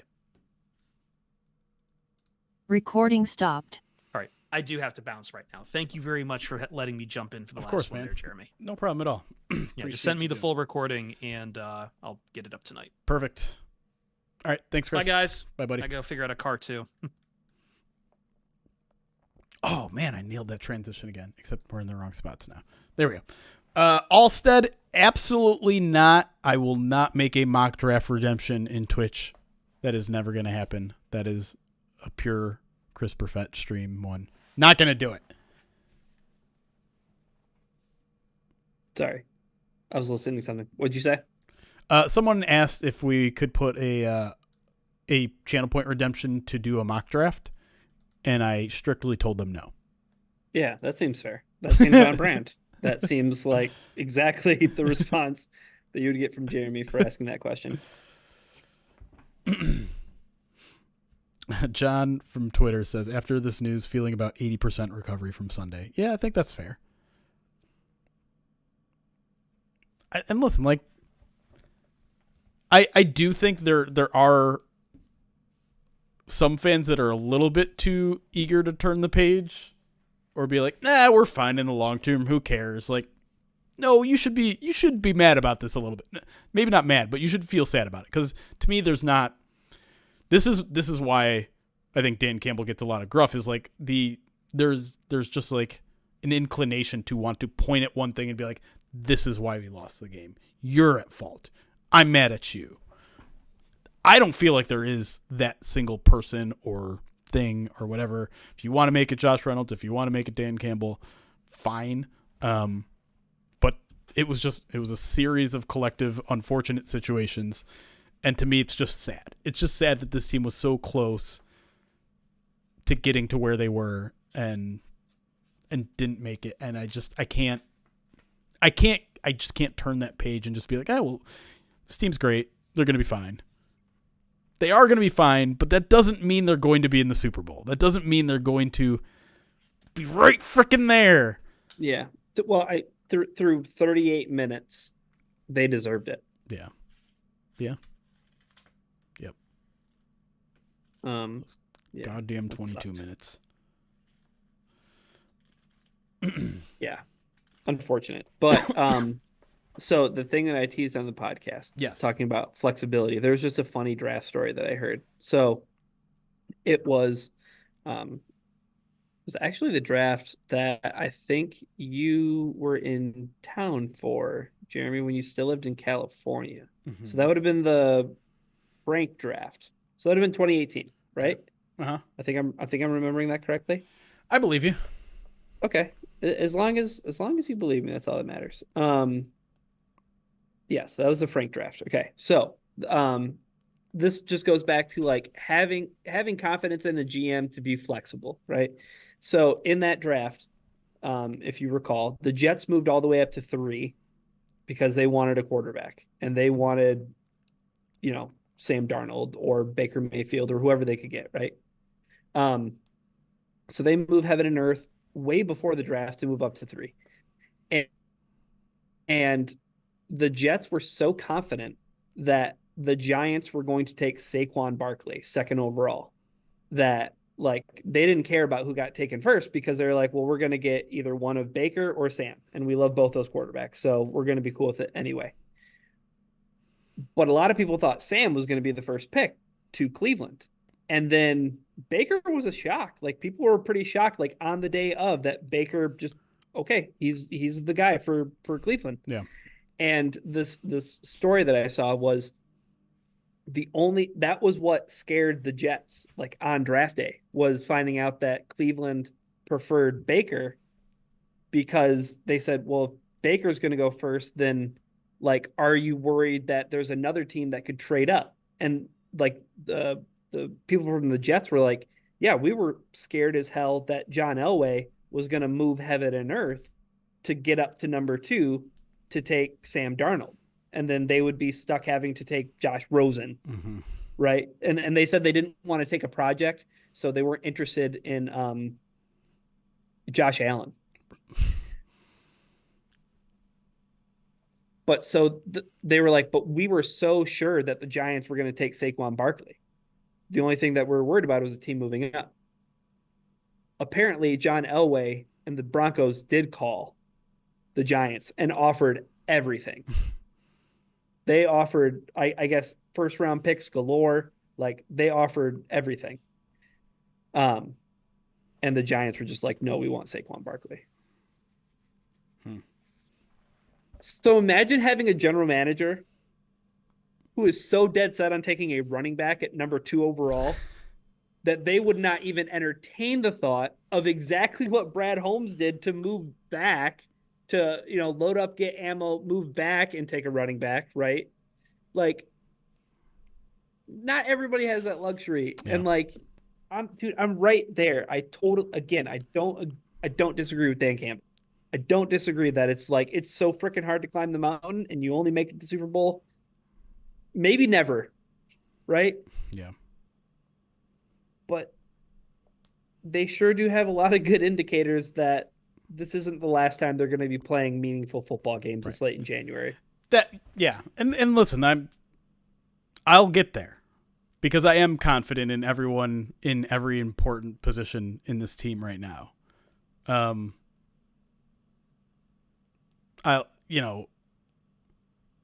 It shouldn't get lost that it shouldn't get lost that this is a successful season in general. You had a better season than 28 other teams, arguably 29 other teams, arguably 30 other teams, right? Like 2 teams probably have it better than you, and we'll see. Because if one of those teams gets embarrassed in the Super Bowl, maybe the Lions even had a better season than them. And let's not, like, the one thing I want to make sure I don't do as a fan is get spoiled. Because I'm going to be hungry for an NFC Championship next year. I'm going to be hungry for a Super Bowl. I'm going to be sad if it doesn't happen. But you have to see the bigger picture, and that if this team is constantly being a top 5, top 6, top 3, top 2, whatever team, we are living in a much better era than what we're accustomed to. And that is good. That means we are having a much better September to December. And if the January doesn't turn out to what we want, we still have that September to December to celebrate and remember and just have those memories of good, entertaining football. Like, just because you don't win a Super Bowl every year does not mean you had, like, sports is entertainment. If this team entertains me 19 out of 20 weeks, and even if that 20th week hurts like hell, I still had 19 entertaining weeks out of the season. 100%. I agree. Like, I don't ever want to, like, if I ever get to a point where I feel like I'm becoming a spoiled fan, I would hope that you would check me on it. Yeah. But I think a good litmus test for this real quick, is when were you the most frustrated between September and January 1? Losing to the Bears. Bingo. That's my answer with the bullet. Yeah. It wasn't the Cowboys game. No. It wasn't losing to Seattle in week 2, even though it did feel like a big balloon getting deflated. I was angry after that loss. I was never so frustrated with this football team than after that Bears game. Yeah. Because, and I think this will kind of help keep me at least tethered to like not being a spoiled fan, like how we kind of interpret a lot of Packers fans to be. Like, I'm going to appreciate good football. Yeah. Because we've gone so long without consistently good football. The Bears game, Jeremy, was the culmination of what? A month of bad football. Yeah. It literally, like, there was 3 of 4 weeks, and the only little sampler that was, tucked in there was the New Orleans game. Yep. Where it was like, oh, this is fun football, and even though that ended up being a bit of a ulcer heart attack, right? Yeah. But again, it got most frustrating when there was consistently like the least Dan Campbell version of football Right. for a month. Yep. And it was like, damn it, I'm not putting up with this anymore. Right. Like that's when it got it took a month for me to get frustrated. You know what I mean? Like I can't ever see myself setting my expectations so high to be like, it's Super Bowl or bust. Like I could never feel that way, probably because this game. Right. Like, this game is like, I feel like a good teaching moment for me as a fan where it's like, man, like, I had a hell of a ride in 2023. If football can be like this every year, it doesn't have to necessarily be the national or the NFC Conference Championship game, right? Like, but man. But there is pretty cool. There is something like the magic won't feel as special as it did this year. Right. And I kept trying to push that point to people to enjoy the moment that you're in, because you're not going to put to bed 30-year droughts anymore. You're not going to, it's not going to be the first time. The first. I mean, you saw how crazy Lions fans were chanting Jared Goff at every possible get together that they're having with other people. The Lions are putting on, what do you call those things? I can't. The little buzzing flying things. Oh, the drones? The drone shows, like yeah. The Lions are media darlings. Like that stuff is going to fade away as this team continues to be good. And it won't feel as special. And again, like we should fight against some of that as fans and remember that playing good, relevant football and winning 10, 11, 12, 13 games a season is not something to be taken for granted. But I think that's part of the heartbreak of the season is that, like, I don't believe in the team of destiny stuff, but it would have made just a phenomenal story for all of this to culminate in a Super Bowl, even just a Super Bowl appearance, for the Lions to make the stage for the first time and go all the way to the Super Bowl would have just been so magical and so cool and so unbelievable, because that was the whole fun of this last month, is just every little piece of it felt unbelievable. I started to get further and further detached. Ben Raven kept saying it all the time. Like, it became more and more of an out of body experience up until halfway through the third quarter, where it's just like, I can't believe this is happening. My Detroit Lions are a half away from the Super Bowl. They just took down, and on the way, they took down Matthew Stafford. On the way, we're seeing fans go absolutely crazy. And Santa Clara is 25% Lions fans in an NFC Championship game. Like, all of that mania, it's never going to be at that same level. Like, we're not going to travel as well in subsequent years. We'll still travel pretty well, but it won't be the kind of mania that we had captured in a bottle this year. And that's to me what is almost more heartbreaking than the game itself, is just like, I'm gonna miss how absolutely freaking insane Detroit was during this entire time and how fun that was. Mm-hmm. Yeah, I agree in the sense that this was storybook stuff, right? Like the season could have ended the way that it began, which feels pretty full circle. Yeah. I will say the one thing, because I do agree, like, I mean, where are you going to be like at like a high school wrestling meet and hear like Jared Goff chants break Right. out? You know what I mean? Like, it'll start the year. Like, I feel like that'll come back at the start of the year because it became a meme, but at some point that sort of stuff is just going to fade. Sure. Yeah. The thing though, and I guess to piggyback off that, is I think what made a lot of this season special. The first, obviously, take the cake, right? The first division, the first playoff win, the first time stacking 2 playoff wins, right? But the players made the season so special. Yeah. Seeing what Frank endured, put his body on the line, like that's something I'll remember that makes this season special. Really quick before we move on, like, yeah. I don't know if it's going to stay this way, but think about this. While all these players are backing out of the Pro Bowl, Frank Ragnow hasn't. I know. I mean, like, I know centers don't do anything. Going to happen. Right, yeah. Like, they literally just stand there and toss the ball behind him or whatever, but, like, isn't that crazy? Like, Frank has every single reason to back out of the Pro Bowl, and he hasn't. And they announced all the alternates today, and so I assume that means he's going. Free trip. I guess. Yeah, good for him, man. But yeah, my point in a nutshell though is like, for as much as the first, and yes, the season will forever be special in a way that like I feel like 2016 is special to me in so many ways. Yeah. And I remember so much of that season so well. Like the players helped make this, you know, and yeah, there was some stuff baked into it that can't really be recreated, right? Like the Dallas game can't be recreated, and you know, the game after Dallas, when Dan Skipper reports is eligible and Ford Field goes crazy, you know what I mean? Like those moments aren't going to necessarily happen, or they're not going to be sustained or anything. But like, I don't know, the players go a long way towards making a season feel special. Yeah. And a coaching staff goes a long way towards making a season feel special. And those things are intact. Yeah.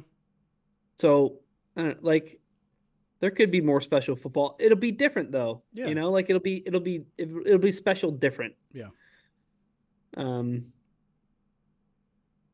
Yeah. No doubt. Like the NFL has a way of making old storylines feel new and different, and like the Chiefs, right? Like the Chiefs are a great example. You could look at it and be like, boring, the Chiefs in the Super Bowl again, but like they're also doing it on the heels of like one of the worst regular seasons they've had, and you know, their defense is really what's been the star of that team for a while. And I know Patrick Mahomes gets all the attention, but like it's kind of crazy that they somehow made it back here, given how unimpressive they looked for long periods of things. And so, yeah, you can make things still special. And, you know, there are going to be games that the Lions win on the last second play that, I don't know, I feel like that never even happened in this game. That can't be true. Did they win on a last second play at all outside of Dallas? Chargers game. But Chargers game, they just got a first down to... No, they did kick a field goal. Oh, they kicked a field goal to win. You're right. Yeah. But I feel like in general, like that hasn't happened much. Like the Lions have just like put the game away. They've ended on an interception, or they've ended by getting a first down to help them run out the clock. Forcing a safety against the Bears in the comeback. God, forgot about that one. That was a good one. Aiden Hutchinson calling game against the Falcons, the strip sack. I don't remember that one at all. I mean, I felt like they dominated that game anyways. They did, but there was like Aiden Hutchinson. Yeah. Again. Yeah. I mean, like, yeah, there's, I don't know. Yeah. Derek Barnes getting his first career NFL interception. Right. You know, like there'll be other firsts. Yep. Right. Not as special as team success that hasn't been realized for the better part of your lifetime. Yeah. Yeah. Yeah. But there will be special moments to come. Can't be spoiled. Let's not get spoiled. No. Chat, I need you to promise me you're not going to get spoiled. You're not going to turn into one of these fans that like think accepting getting ousted in the divisional round is accepting mediocrity and all that nauseous talk. Well, check us, please. If you ever feel like we're being spoiled or privileged football fans. No Hold promises. We got a no promises out of Dragon Line. And then Das Gibbs says, I promise. All right. Well, okay. There you go. We got one. Super Bowl or bust. There it is. You don't have to be happy with how it ends, but just remember to appreciate everything that comes before it. Yeah. Time to get out of here. I heard that deep sigh / breath. Like, all right, I'm in a school that has tried to turn off the lights on me 7 times.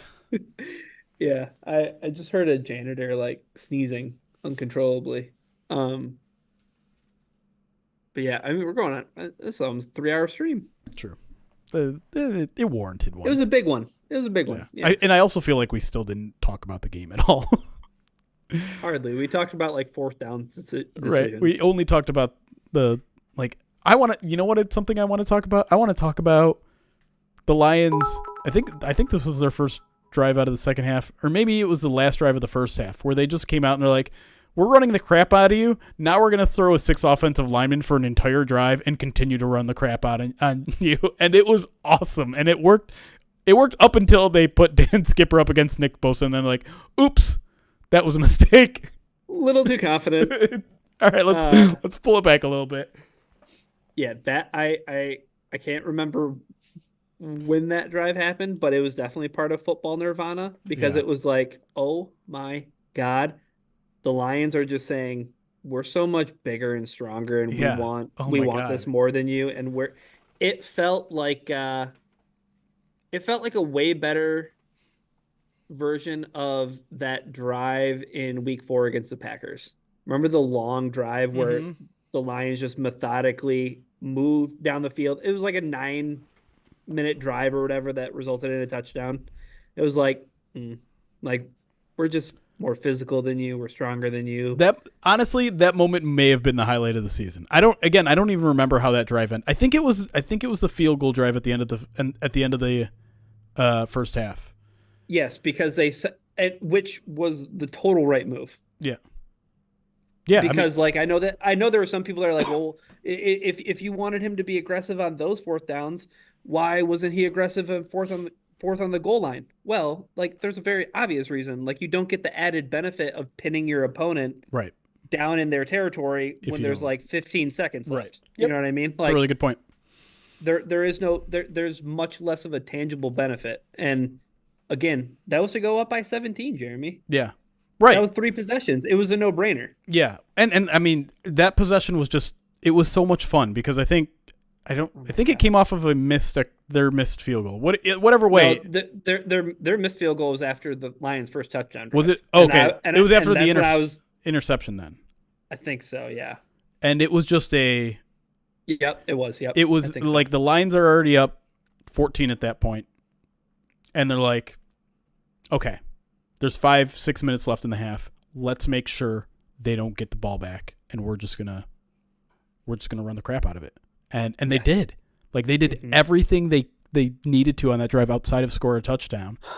And it felt so fucking good to be like, oh, you thought you were gonna make this a 1-score game before the half. We're gonna make it a 3-score game. And it was just like, we're gonna do it. Because everything Ben Johnson did in that first half, it was like everything he did, he had the Midas touch.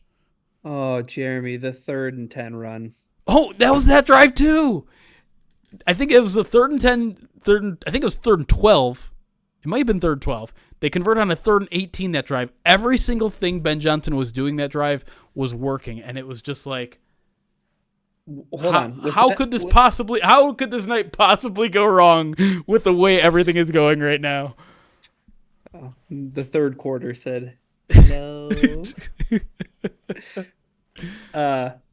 Yeah, was that the we're probably just stuffing all the good things into that drive because we want it to be that Maybe. drive. But was the long conversion where I remember tweeting out nobody in the NFL turns a 6-yard catch into a first down more than Amon-Ra St. Brown. Okay. Like it was one of those long, like I thought it was a 3rd down conversion where he like converted a 3rd and 7 with a 9-yard catch, but that was the one that put them into the red zone. Okay. Right after Goff missed the Gibbs up the middle potential touchdown pass. I think that was just a straight out where he didn't get any yak on that one though. Okay. But he did convert a 3rd and 18, I believe, on that drive. Second and 8? No, 3rd and 18.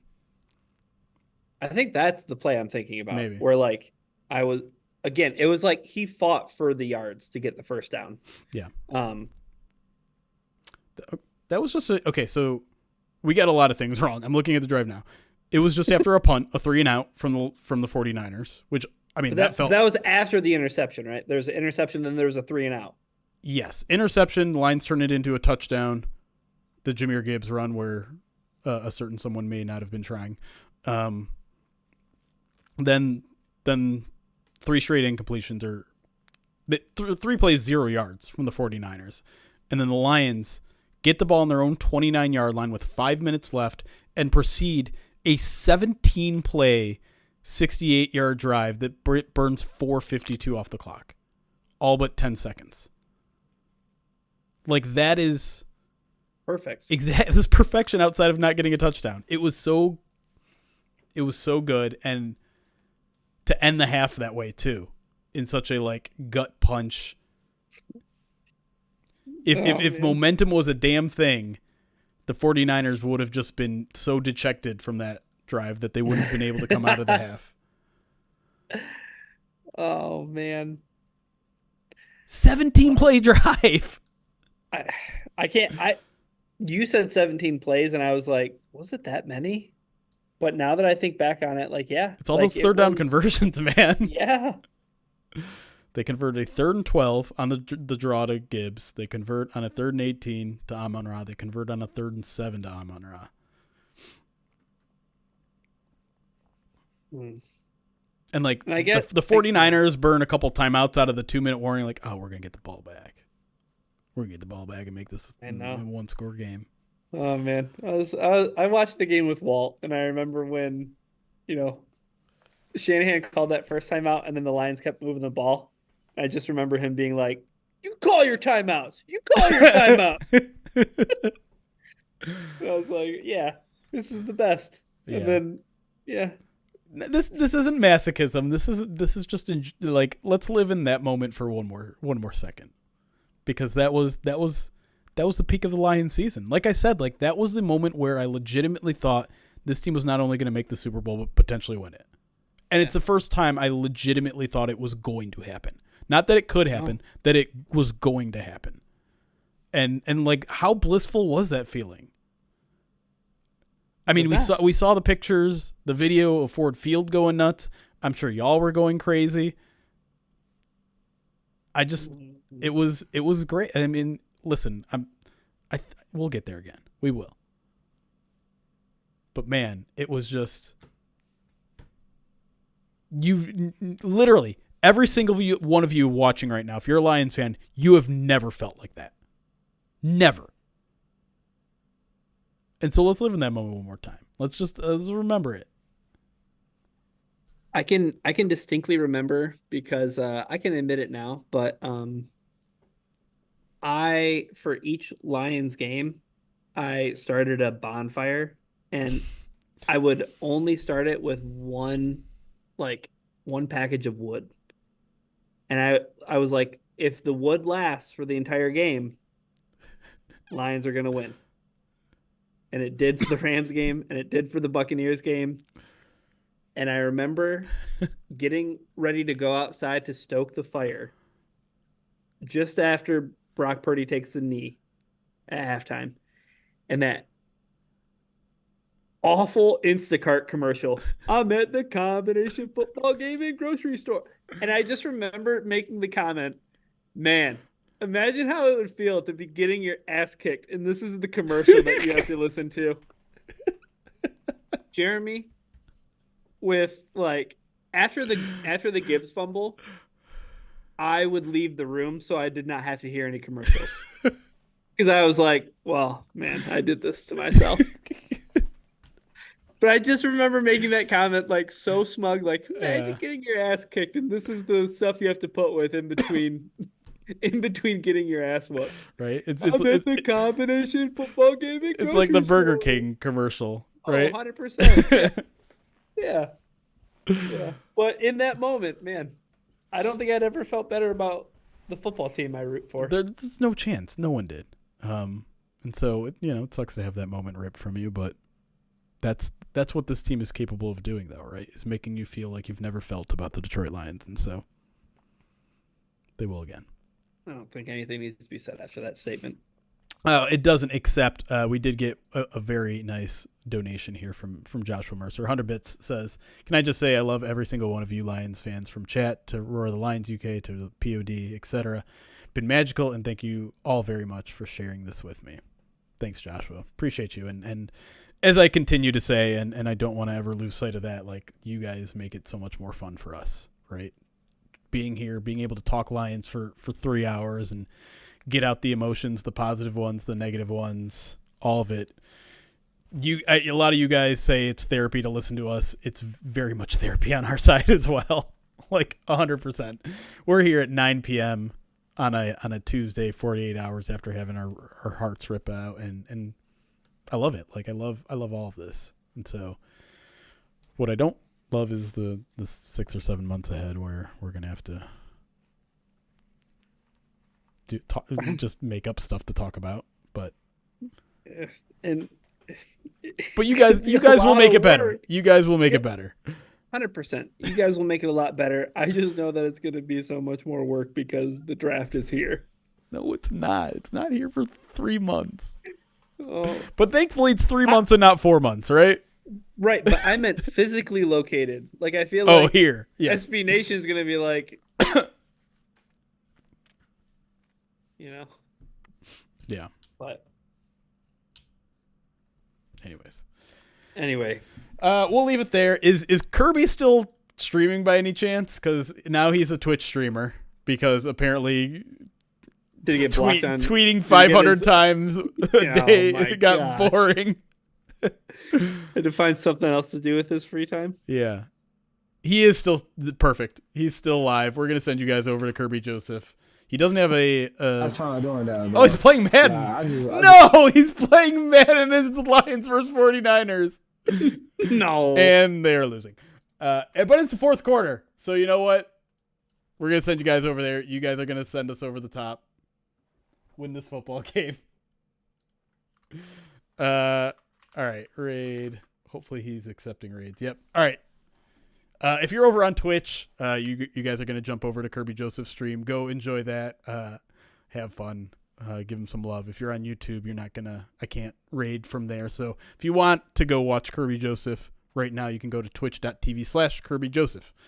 Very simple Twitch page, but we're going to end things there. Thank you all for your support all season. We're not going anywhere. We'll still have weekly shows and maybe not quite as many as we do during the season, but plenty of content for you guys to enjoy here on YouTube, on Twitch, podcast, whatever. But until then, guys, appreciate the journey. We'll see you guys soon.